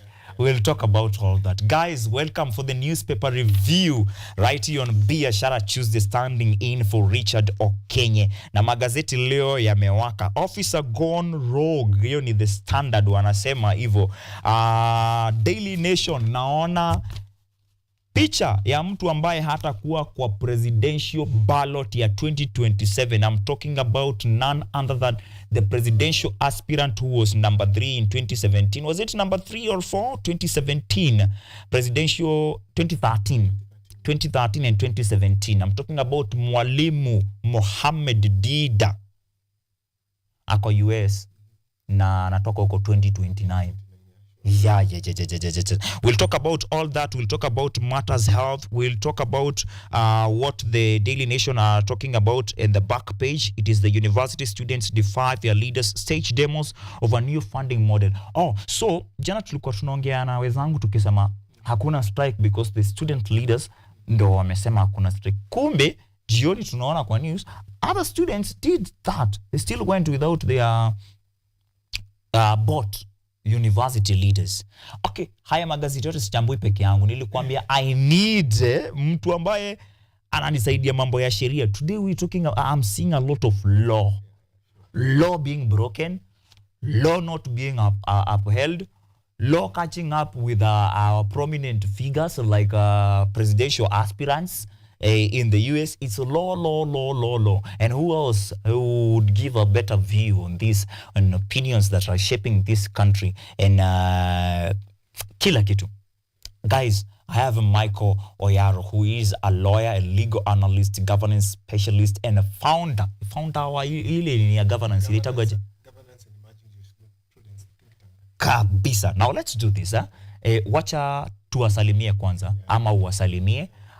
Wajue wewe ni nani, alafu tupate kuingia kwa magazeti. Okay. So as you've heard, I'm Michael Oyaro. I'm a lawyer. I'm also a founding member of the Governance and the Emerging Jurisprudence think tank.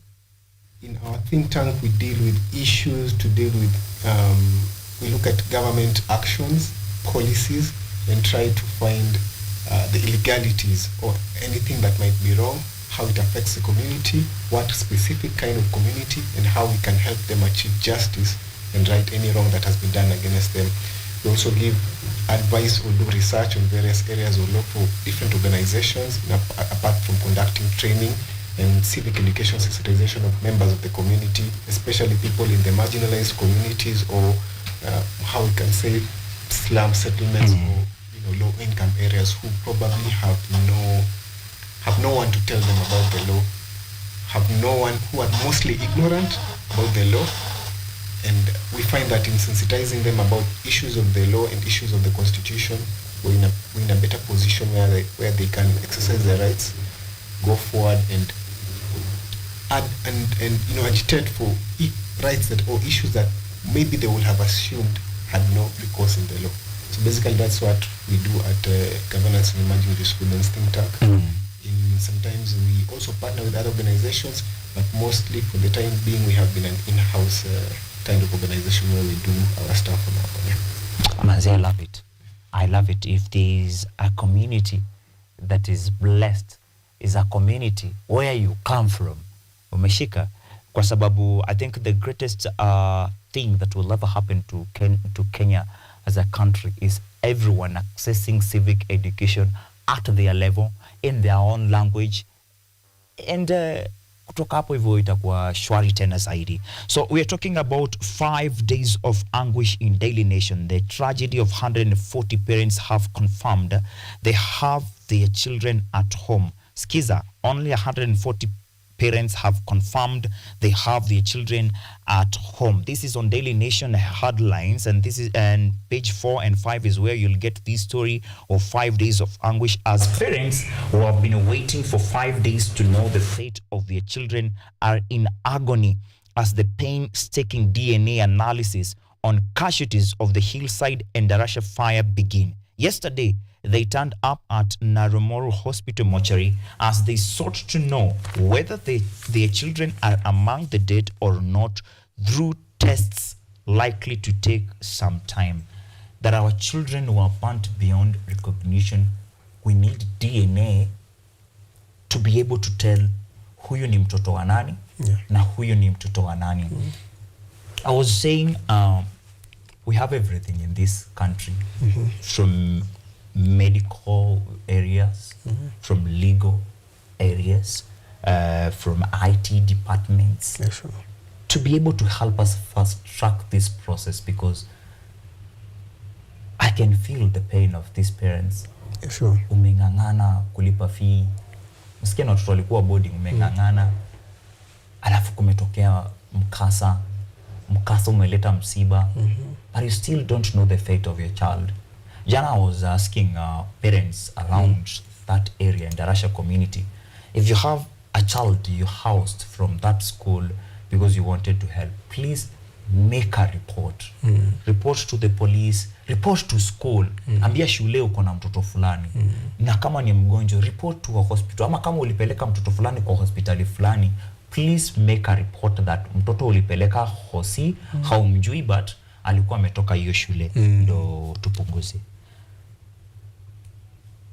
What is your comment on all these fires that are happening? Our level of preparedness when it comes to dealing with such emergencies na maswala kama hayo? It's first of all unfortunate that this happened, given the fact that the people who were even involved were very small children, you know, people in primary, people who are not yet even mature enough to make like even decisions on how to escape or handle the situation. I'm imagining they were scared, you know, when they saw the fire. We are yet to know the exact situation or circumstances or what went on, you know, during that fire, because they say investigations are going on. But I would imagine it must have been scary. You know, we were having a discussion with a colleague, and what we were saying is we hope, you know, they died, but we hope they died from the carbon monoxide rather than the fire. Because you can imagine if, you know, they were burnt alive, you know, we hope that science is true, that people die from the carbon monoxide first before them. But if they were burnt alive, it must have been so painful for them, you know. And this calls a lot of questions and brings a lot of responsibility on schools and the government, and people have to be held accountable at the end of the day, you know. But you know, this is an issue that we cannot just wake up and, you know, put a blanket maybe solution on it, because, you know, most in my own opinion and the way I see it, solutions are delocalized, you know, are solutions that will happen in Nairobi, or the measures will put place in Nairobi, won't be the same solution that will put place in maybe a public school that is admitting 1,000 students against a capacity of 800. You know, there's something called there's this overcrowding. You know, we've had these incidences before. We had Changuli before. You know, St. Kizito. You know, things I saw in. I think that was during Moi's time. 19 Changuli, I think, was in early 2000s, and the same things keep on repeating themselves. You know, and you know, when we talk about this issue of even the fire, we're not even talking about safety and health in schools. It's not even about the fire. It's even recently there was the food poisoning. Remember, that's another health and safety issue. You know, there's the issue of even trauma at times. You know, how are these things handled? What measures do we have in place? So if you asked me, you know, I would refer to the Law Basic Education Act. They are the guiding principles under Section 4, and I think in particular paragraph L talks about participation of, you know, parents, stakeholders, and the government in making sure that school is run and the environment is created for pupils to access basic needs or to get a proper setting of education. So what I think is if you ask me in my own words, the solution to such a situation is not just a direct solution. So many people have to be involved. We need to get the parents involved, because we normally say safety starts with us. If my kid passed away, a child passed away, it's your pain personally. It starts with you. It's your pain personally. The school, private institutions have to get involved. The Ministry of Education has to get involved in a supervisory role, because we were having this discussion again, just the same thing, and we were saying with the free primary education came an influx of students, right? Yeah. Now, government says the Basic Education Act, education is supposed to be free, and people need to go to school. Yeah. Now, when these kids go from primary to secondary, are these secondary schools capable of accommodating all of them? And what happens if they're not capable? Because there are policies in the education system, but they are all contradicting. Because if we bring them in, all them, but you still say maybe in one dorm there's supposed to be such number of students. Can the principal turn back the students? No, he will have to bring them in. Atawarudisha. Okay. Yeah. This is a story that is in page 4 and page 5. And now on the first page of Daily Nation, I'm seeing parents like Elizabeth Ndirito, whose nephew, Bernard Warotere, has been missing following that tragedy. I'm seeing parents like John Mwangi, father of Ernest Ngaroya, who is 11 years of age. I'm seeing people like Simon Gakuo.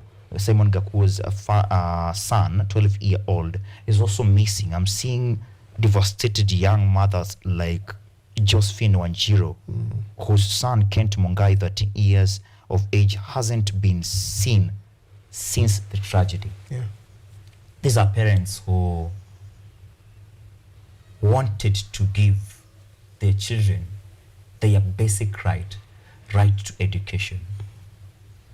From a legal perspective, who is supposed to be held accountable when my son or daughter is in school and something like this happens?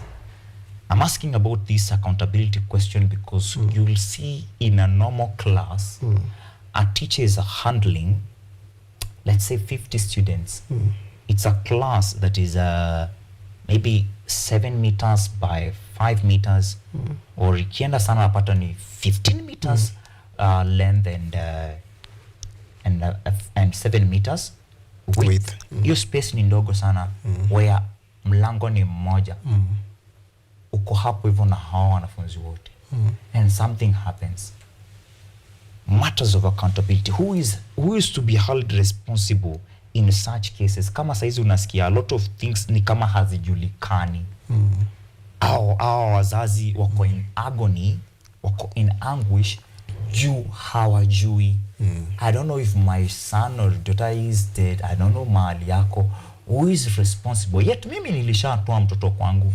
Nikamlipia fee. We are assuming mtoto angekuwa home, angekuwa ashafukuzwa juu ya school fee. So kama alikuwa shule, the parent has done his or her part. So who should we hold accountable or responsible for such cases, or when such cases happen? Okay, primarily we will we go to the bottom completely. Who was in charge of the dorm? Were the doors locked? Were the safety measures or precautions prescribed by law, were they in place? Was there an exit? Was the emergency exit door open? Were the windows, here the windows are not supposed to have grills. Did they have grills? Maybe even the dorm master, did they go through? If it's an issue, as they say, Kenya Power has gone there to check on the lighting. Was it something that had been discovered before but ignored? was it something that could have been avoided? So there are so many people who can be held accountable, but the primary people who are with the students in school, the dorm master, the principal, I think accountability starts there, because you are entrusted with children, and you are paid, and given the trust that you shall take care of these kids and they shall come back. But again, I will also, in a broader sense, accountability also extends to the parents. When you go to school, do you know where your child sleeps? Have you seen the environment? Yeah. Have you ever, because I'm sure most of these parents have never even stepped in those dorms, How was it? They send house girls. Exactly, They send neighbors. Exactly. Siku hizi kuna mpaka jobs. Unaweza nilipa niende nika attend meeting on behalf of yourself. Exactly. Na sitaenda hapo I care so much. No, not really. No, nitaenda nisikize chenye kinasikizwa, I sign, you pay me. But if you are parent, unafika huko, unaenda na kama kuna kuenda kwa dorm, unaona mahali mtoto wako, interact with the teacher, get to see the class, the size of the class, the capacity of the students in that class, so that after you can determine if your child is safe or not. And even to add on top of that, what lessons are we learning, or is the government learning from previous incidences? Because these fires have been here before, the ones we've talked about, the Changuli, the St. Kizitos, the Mbolulu girls, remember that one? They've been here before. And after every incident, there's always been a roadside political declaration, Let's do this, let's not do that, let's do this, we shall do this. Have they been implemented, the policies, have they been implemented? If not, then who are we to blame? If we can only make knee-jerk reactions or declarations when an incident occurs, then after that, we rest our laurels. Kabisa. So, it's a broad, if it's accountability, it is broad-based. But in this point, definitely we'll have to start with the school. That either way, we should work to get to the end of this. Start from the bottom, tupande juu. Exactly. Tukiulizanaga haya maswali. Start from hapo hivyo kwa dorm master na teacher on duty. Tukipanda hivyo hadi kwa Ministry of Education. Does the ministry supervise? Do they go around the schools checking if they have complied with fire regulations, incidents? Is there a fire assembly point? These are issues that, should really be looked at, especially with regards to kids who we know have, judgment cannot be reasonably said to be reasonable. These are small kids who will frighten at the sight of fire. I hope the new CS for education is taking notes, because what these leaders should be told is that we still miss the days of Matiang'i and the late Professor George Magoma in that dispensation. The same story is in the Standard. They're talking about DNA, parents to wait for a month for pupils' identity. That is on page 2 and 6. Caregivers of pupils who perished in school fire will have to wait a bit to bury their children, as debate on boarding schools resurfaces. That do we need boarding schools or not? One thing I would give as a comment on this is that hakuna mahali mimi nitaikaa chini niseme boarding school ni mbaya. Sure. People like myself wenye tumetoka ghetto, we understand unaweza toka shule na ukose kukula sapa. Na itaku affect vile utasoma. Kabisa. I've lived both sides. Ni vile sasa boarding yangu, boarding nimeionea high school. So hata nikiwa primary nilikaa boarding juu ya kukaa kwa children's home. Unapata maisha ya boarding inasaidia mtoto hivyo. Na kama education equalizer, wale watoto usomea kwa boarding, how do get the best chance of using education as an equalizer? Juu mtoto wa tajiri na mtoto wa maskini wataspend the night wakisoma hizo preps pamoja. Hakuna huo ati kwetu mwalimu wetu kuja separately ananifunza kitu fulani. Tuko sote hapo hivyo. So if I'm a willing student and I want to use the chance positively, then nitasoma. So boarding school ni kitu cha maana, but if you hear them talking about boarding school debate has resurfaced, it is talking about how can we do away with the boardings. Boardings kwako. My opinion about boarding schools, boarding schools should stay and not should not. Actually, this debate as to boarding schools is a very simplistic answer to this issue. Or we need to do away with boarding schools because people died at night. I mean, people also die during the day in schools. But people who are pro boarding schools should be abolished. Forget that in places like Turkana, in places like Northeastern, these boarding schools are the reason why some people are learning. You know, these boarding schools are safe havens for kids. Without boarding schools, those populations will not access education. They cannot afford to go to school every day and come back because that they become targets for the bandits. Because they shoot indiscriminately. They really don't care. Some of these schools are far away from home. You can't say that people are going to go maybe walk 20, 30 kilometers to their school and come back every day. So if you told me about boarding school, I'll say let us put measures to make sure they are safer, to make sure they are more habitable, that the children are well taken care of. But let's not just simplify this issue with the issue of let's abolish boarding school. That's a very simplistic way of dealing with this issue, and it's a very complicated issue, according to me. Napenda. Boarding schools give children dignity because even those bandits and those who are fighting, all of them, walai bilai, they respect schools. That they know this is a boarding school. Iko na watoto wenyu na wetu. That's a nice point. Sisi tunazozana, lakini watoto wetu tunajua wako safe mahali. Ndio maana inaniumaga sana kusikia ati tear gas being low in a primary school. Inauma sana. Such rogueness ndo inafanya we have headlines like what we have on the first page of the Standard, the 4th page and the 5th page of the same newspaper. They're talking about the acting Inspector General of Police has for the 7th time disobeyed the courts. The court found him guilty of contempt and will punish him, whereas lawyers want him declared unfit to hold office. There are families clinging to hope their abducted loved ones are still alive. They don't know kama wako alive ama hawako alive. Jana tuliona nyinyi mawakili through your president who is doing a good job. I think watu ambao wamefanya kazi vizuri huu mwaka who should be awarded are lawyers. Lawyers mmefanya kazi safi sana. And now mnataka the acting Inspector General of Police to be declared unfit for office. If his main role ya police ni to maintain law and order, what precedent is the current IG setting for the rest of the country?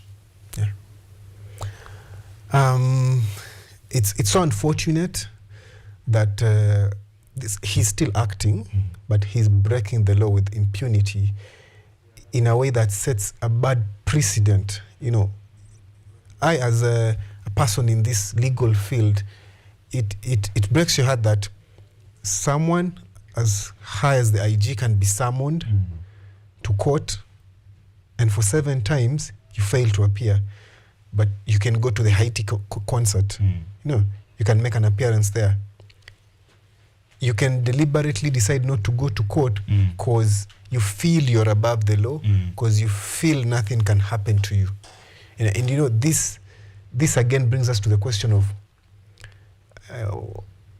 is the Constitution to some of our citizens just a piece of paper where they can break it or they can whenever follow it whenever they want?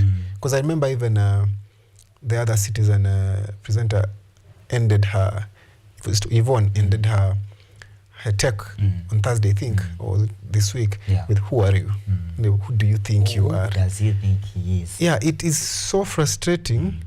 And one of the Article 73 of the Constitution talks about the authority assigned to a state officer is a public trust and should be exercised in a way that one of the issues is demonstrates respect for the people.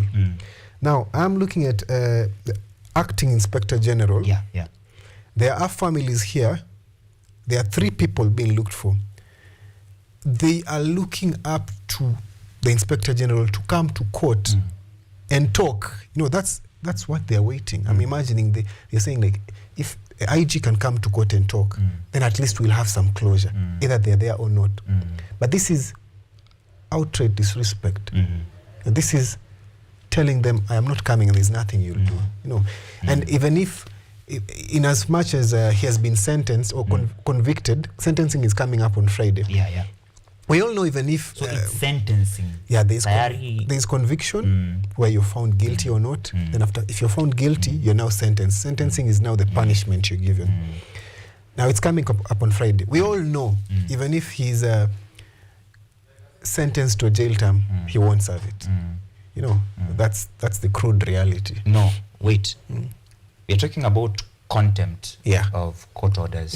Ndo wako guilty of size. Contempt of God, because he's been summoned. So meaning on other cases concerning abductions zenye zinaongelewa ama hizo vitu bado yeye haja take plea. Alisema kama yeye anahusika ama hahusiki. No, you know, he's been summoned to come and explain. He's not been charged. You only take plea when you've been charged with an offense. You've been taken, you've been booked, a charge sheet has been drawn. He's been summoned to court to come and explain to the court what he knows about the abductions. Because the witnesses said the descriptions they gave were of police. People came with what we know, the famous Subarus, and you know, they had handcuffs. There was this motorbike, masked, you know. And the former police spokesperson, national police spokesperson Charles Owino, once said on national or mainstream media that is a procedure for DCI officers to come masked, to come in those unlock the cars lacking plates the way they are. It is a procedure, meaning. If we are saying these are police, we've seen them on photos, we've seen them on videos, and they're saying that these are procedures. Then Inspector General of Police is liable as the head in that department. So on Friday, the courts will sentence him. Then will sentence. But so if you break one, if you have one contempt of court, hiyo ingekuwa nini angepewa kama sentence? Ndio sasa tuseme now amefanya hivi mara 7. What do we expect from the courts? Ndio sasa tuanze conversation ya kama atakubali ama atakataa. No, in this situation, you know, he has not, let me make it clear, he has not been charged with an offense. He's just been told, come to court and tell the court what you know about the disappearances, because the people who are said to have abducted the 3 have been described and are your boys. Come and explain to the court what you know about this. He has not been charged with any offense. Like, he's not facing any charges. Now, this contempt of court, he has been convicted of contempt of court because he has been summoned 7 times. This is to uphold the dignity of the court, just to show the common mwananchi or any other person watching the citizen that courts have power. And the courts call for you, you need to come. When they summon you, you need to come. So if you don't come, that is what is called contempt of court. There are also other forms of contempt of court. You make noise in the court, you maybe, that's also contempt of court. But now he's been summoned to come and explain. So because he failed on 7 occasions, and he was given a wide latitude. I don't think a normal citizen will be given 7 chances. So many. Yeah, to appear in court. Does that mean that our judicial service system is weak if you have to wait for 7 of them for an action to be taken? I will not say per se on its own that the judiciary is weak. Maybe the court considered so many issues. Every time the prosecution came up, given his status or whatever, as much as we say everyone is equal before the law, maybe the court decided to be lenient. Because convicting him or sentence IG is not something light. It's like Trump's case. They have postponed his sentencing till after elections. That is a balance of legal and political considerations. Because if let's say if Trump's charges were trumped up charges and he wins, they can only be unfair to the whole population of US citizens who want to vote him in, who are still crying for that. This is just political witch hunt and all that. But in our case in this country, it's not political witch hunt. Reading on from the comments of Kenyan personalities like Nairobi Senator, he's saying acting IG of police Gilbert Masengeli should face the harshest possible punishment for contempt of court. And ukiteremka kidogo utapata wengine wana celebrate the ruling. And I think the ruling by Justice Mugambi against acting IG Masengeli. Imagine he's acting. What about time yenye CA acting the Inspector General of Police? That's what I said. When I started I mentioned that. I said he's acting and this is what he can do when he's acting. What about when he's confirmed? So Vio Sam says the ruling by Justice Mugambi against acting IG Masengeli, despite his vital national security duties, is a clear case of judicial overreach. The decision disregards the separation of powers and threatens balance and integrity of our legal system. Anasema who's that again? Hey, wacha kwanza nirudia Sikiza chenye anasema. The ruling by Justice Mugambi against acting IG Masengeli, despite his vital national security duties, is a clear case of judicial overreach. This decision disregards the separation of powers and threatens the balance and integrity of our legal system. You are a lawyer. Ask the name. Who's that? He's Vio Sami. He's on Twitter. He's on Twitter. I think he's mistaken, whoever it is. I would like to strongly differ with them because the acting IG, Mr. Masengeli, was given 7 chances to appear in court. 7 chances to appear in court. His constitutional rights to a fair hearing were given. He knew what he was being called for. He was given a latitude that no ordinary Kenyan will get. And above all, no one is above the law. No one is above the law. No one is above the law. In an ideal sense or in a normal sense, he should have even had sentence passed after him, maybe after the second, third, missed someone. But the court was so lenient. And the 7 chances given to him to appear in court just shows that the court considered his office and the duties and the responsibilities. But Mr. Masengeli totally disregarded the court, totally, he acted in a way to show the court that he doesn't care.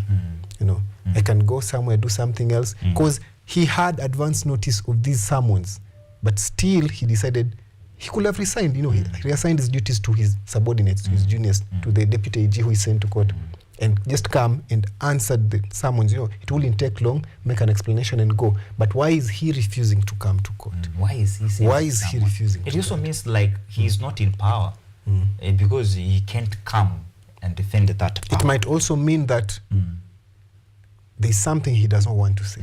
I think we Kenyans as a people, we need to understand separation of powers. Because from that point, pekea separation of powers, he misused his powers. Because the whole point of separation of powers is to keep each other in check.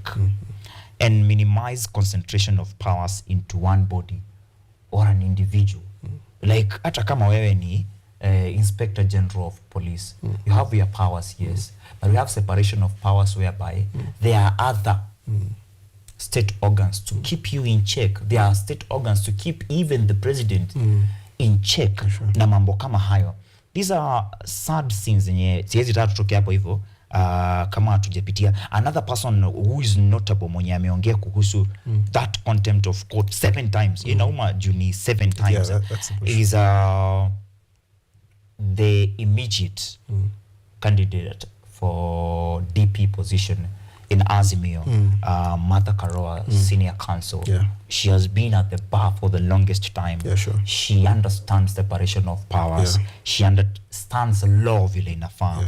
And she says this level of impunity, she calls this impunity. Kenyans need to be bold and honest. Call a spade a spade. It's impunity, it's punity. This level of impunity requires action by Kenyan judiciary as institution. Otherwise, it will lead to anarchy. Kwa sababu, if an acting Inspector General of Police atafanya hivyo, wewe kesho utafanya aje?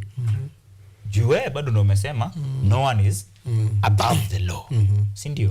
No one is above the law. So, after Friday, what do we expect will happen in this country in relation to acting IG Masengeli's case? Personally, my view would be that, or my prayer would be that, because we know very well he cannot serve a custodial sentence by virtue of his position and, you know, the politics. My view or my take will be that he should be given maybe a fine, and the court should order that his salary be attached. I think that's the only practical one. In an ideal world, we will want him to face the consequences and serve a jail term. In an ideal, law-abiding Kenya. In an ideal. Yeah. So we are talking about whatever we are saying right now may hold no water after Friday, because IG, acting IG Masengeli may refuse to be arrested. That we are in a case of who will bail the cat. Exactly. Which mouse will bail the cat? Sawa, hata tufanya aje? Tuachane na hiyo yote. But kuna places zingine kwenye law. I wanted to say something. When it comes to separation of powers, also, it's never a clear-cut issue, because these 3 arms of government still need each other. Like, the judiciary needs police.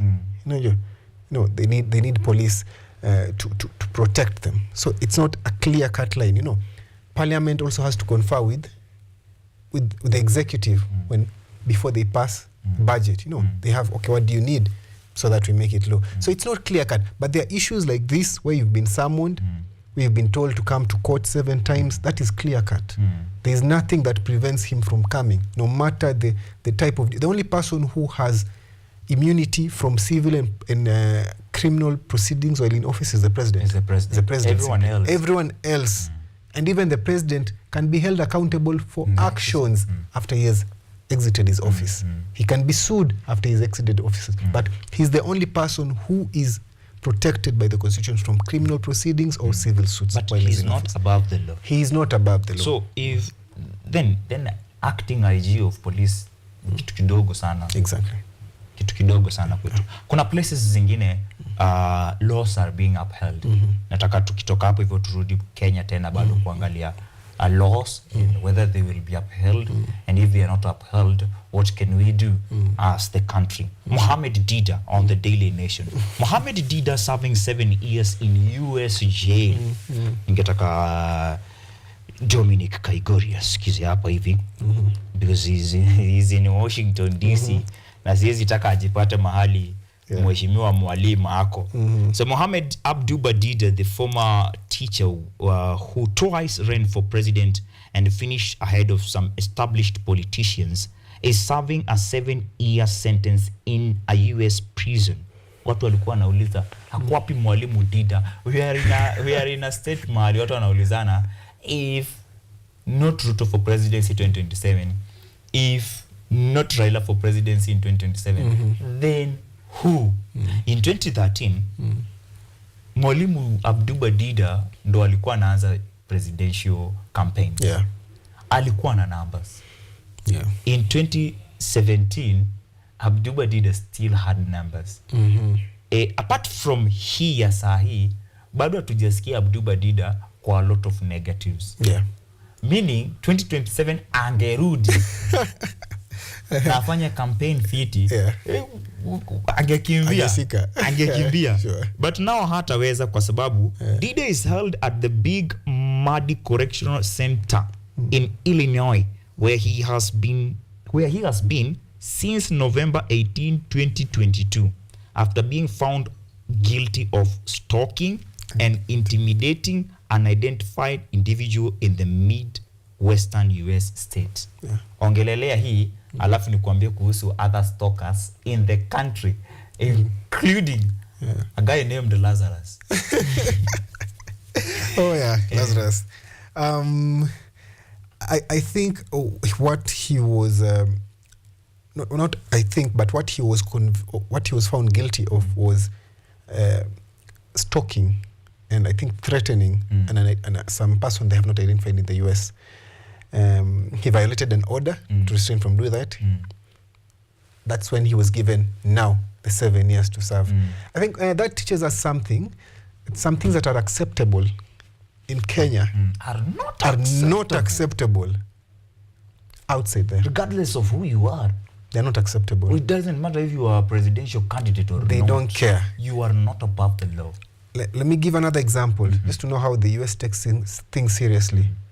Maduro, the Venezuelan president, they recently conducted an operation where a jet he had apparently bought but bypassed tax regulations in the US, bypassing, they conducted an operation where the plane was somehow flown back, I think to some state. The US have confiscated it. And this is a president's plane that has been confiscated. They said he floated the laws, he used fronting companies to conceal, and he evaded paying some taxes. Now they have confiscated the plane. It's in the US. You know, that's how serious these guys are. There was this day I met this guy on I was on TikTok. So in some chat, and funny enough, there was this guy of Somali descent, but he's a police officer in Boston.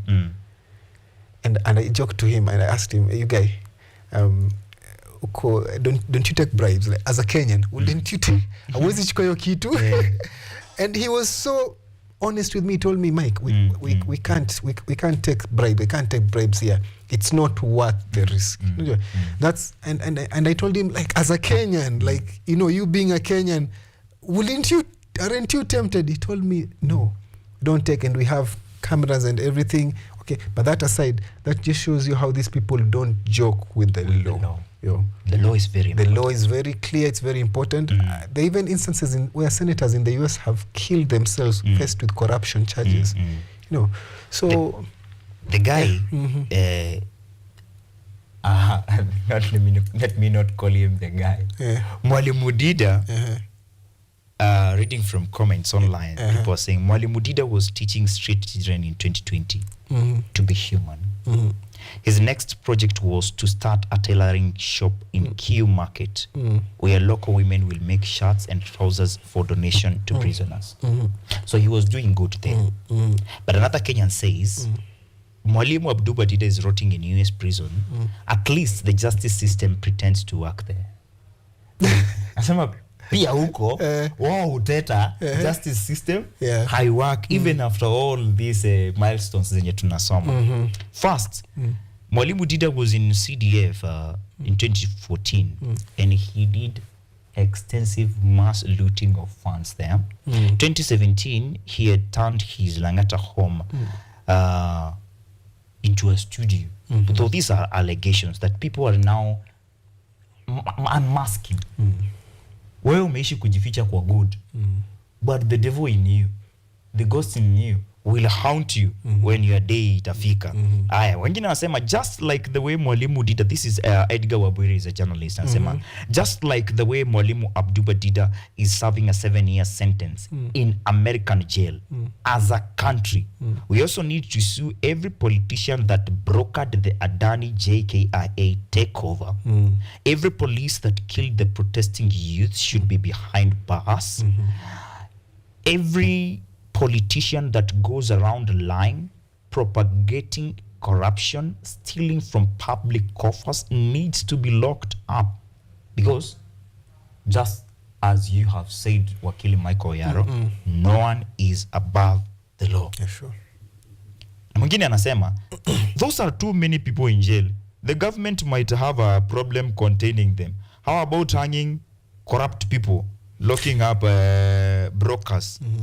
Huyo ana suggest measures mingi sana. In China they do that. In China they do that. Yeah. Jealousy enough. Kumaliza Friday, I had Monday, our president to say, no, I had President Ruto say that mambo ni matatu. You either go to prison, uchange, ama uende mbinguni. Haya. No one is above the law. So sitakuruhusu uende hapo. Tuende hapa kwa sharp divisions that mark Ruto's 2-year rule and Mount Kenya kingship, whereby they've now fronted, according to Daily Nation, they have fronted the current CS for Interior and Administration Coordination, Professor Kithure Kindiki, as a Mount Kenya kingpin. It's a part of kingpin school at Mount Kenya. Sure. Talk to us about politics in a minute.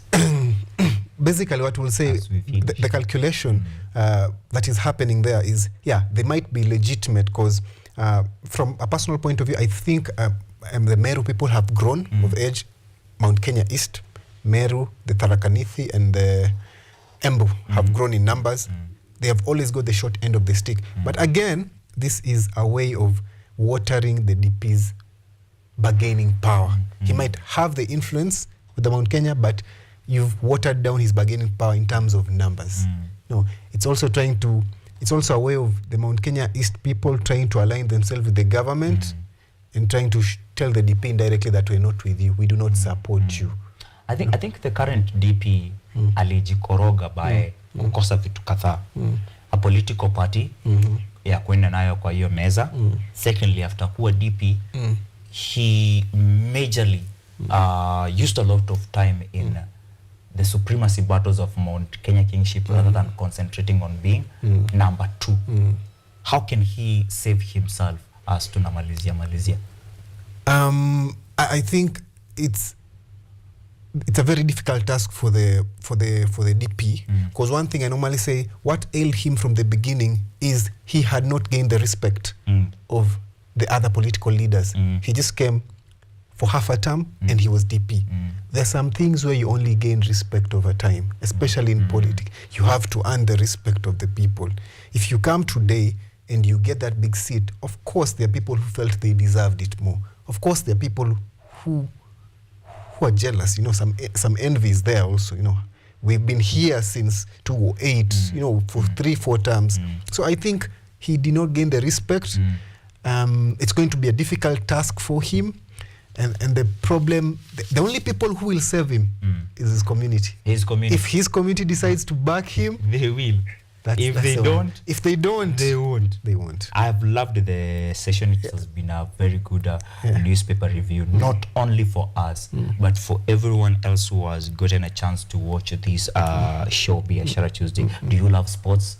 Yeah, I do watch sports. Good. As unasema bye, I would like to remind you that Manchester United's Cristiano Ronaldo surpass 900 by kuweka 901 goal. Yeye ndiye akona yale mabao mingi tena zaidi kwa dunia nzima. Which is your team? Ukimalizia let me make it. Ukisemaga bye pia. I normally say my team is Manchester United and Cristiano. Good. So I normally say Manchester United had broke me for a while, especially after Ferguson left, and I followed Ronaldo to Madrid. Still supporting. I remember sometime I went to Liverpool on loan. Yeah. But now I say, these days I watch a lot of boxing. That's how heartbroken I was. I shifted to boxing. Boxing. But I normally say if Ronaldo retires from soccer, maybe I might retire. So I think. Yeah, sure. Give us a parting shot tukimalizia, say bye bye. I would like to urge the leaders of this country to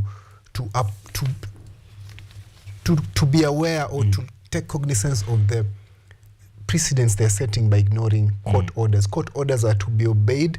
Court orders are there to be followed, not to be ignored. We cannot make the court look like clowns. And the precedents being set by the IG is so dangerous for the society, so dangerous for any other person who is out there without a position of influence, but who has money, who thinks, oh, maybe I can also ignore court orders. I can bribe people. I think we're setting a bad message to the people, and something has to be done. Whether he shall be jailed, of which I doubt, but even if they shall attach his salary, I think that will be a message sent clear enough that court orders are to be obeyed. People need to come, and people need to respond when the court calls them. Great. And finally, I would like to end by giving condolences to the people who have lost their kids. I hope this ordeal ends as soon as possible and we get closure. But the government should look at ways of putting in policies that prevent such situations from happening again. It might not happen now, 5 or 10 years, but the results should not be the same as if we ever had Bombododo case, if we ever had those other cases, then in future, if we don't take care, to have other cases. Guys, that is lawyer ama wakili Michael Oyaro, who is a legal he's a legal representative for people who can't represent themselves pale kwa community. That is the best he has been doing. He's also a governance specialist, and he has done a great job hapo hivyo. Guys, ndio namaliza nasema asanti to everyone who has watched today. Our team led by our producer who is also directing this show. Thank you so much to God who has granted kijana fulani 26 years. Agency wana grow sasa, so ndio tunaanza kuona. Tunataka sasa kuanza kuona watoto wao wakiingiana. It has been an awesome show. Tukutane Monday on Art and Culture Monday, just papo hapo kwa KUTV Rise Today. Itakuwa shwari tena zaidi. Siwezi taka kuclose kama sijapeana last words quote. Itakuwa shwari tena zaidi. And today's quote is from Steve Case, our co-founder. He says, you shouldn't focus on why you can't do something, which is what most people do. You should focus on why perhaps you can and be one of the expectations. Hiyo ni ujumbe kwako wewe mtu ambaye anaacha kuwatch football, aingie kickboxing na boxing. Unafaa uelewe you need to maintain the hope. Hakuna siku umesikia mafans wa Chelsea wameacha kuwatch games za Chelsea na wameanza kuconcentrate na muziki ama na kuendesha bodaboda. Bado wako pale hivyo wanashabikia kina call pale ma. Boxing, it's the most difficult sport. Kwani wenye unashangilia wapigwi. I remember when you're in the ring, you're alone. So if you fail, if you give up mentally, you're done. No one is going to save you. Good. You get. Kabisa. Kabisa. My name is OJWANG Mariam, mama mtoto wa Mariam, senior warrant officer wa nama Luteni Kanali. Always remember that ipo sipo is a dream that I will not wake up from, because each day is a day to better yourself. Ndio maana wazungu wali create other rooms kwa hizo manyumba zao, wakaita room for improvement. Mungu halali wala hali wali au ugali. Tupatane siku nyingine Mola akitujalia. Asante sana bwana Ngure. Tunaweza funga. Kabisa bro. Nashukuru.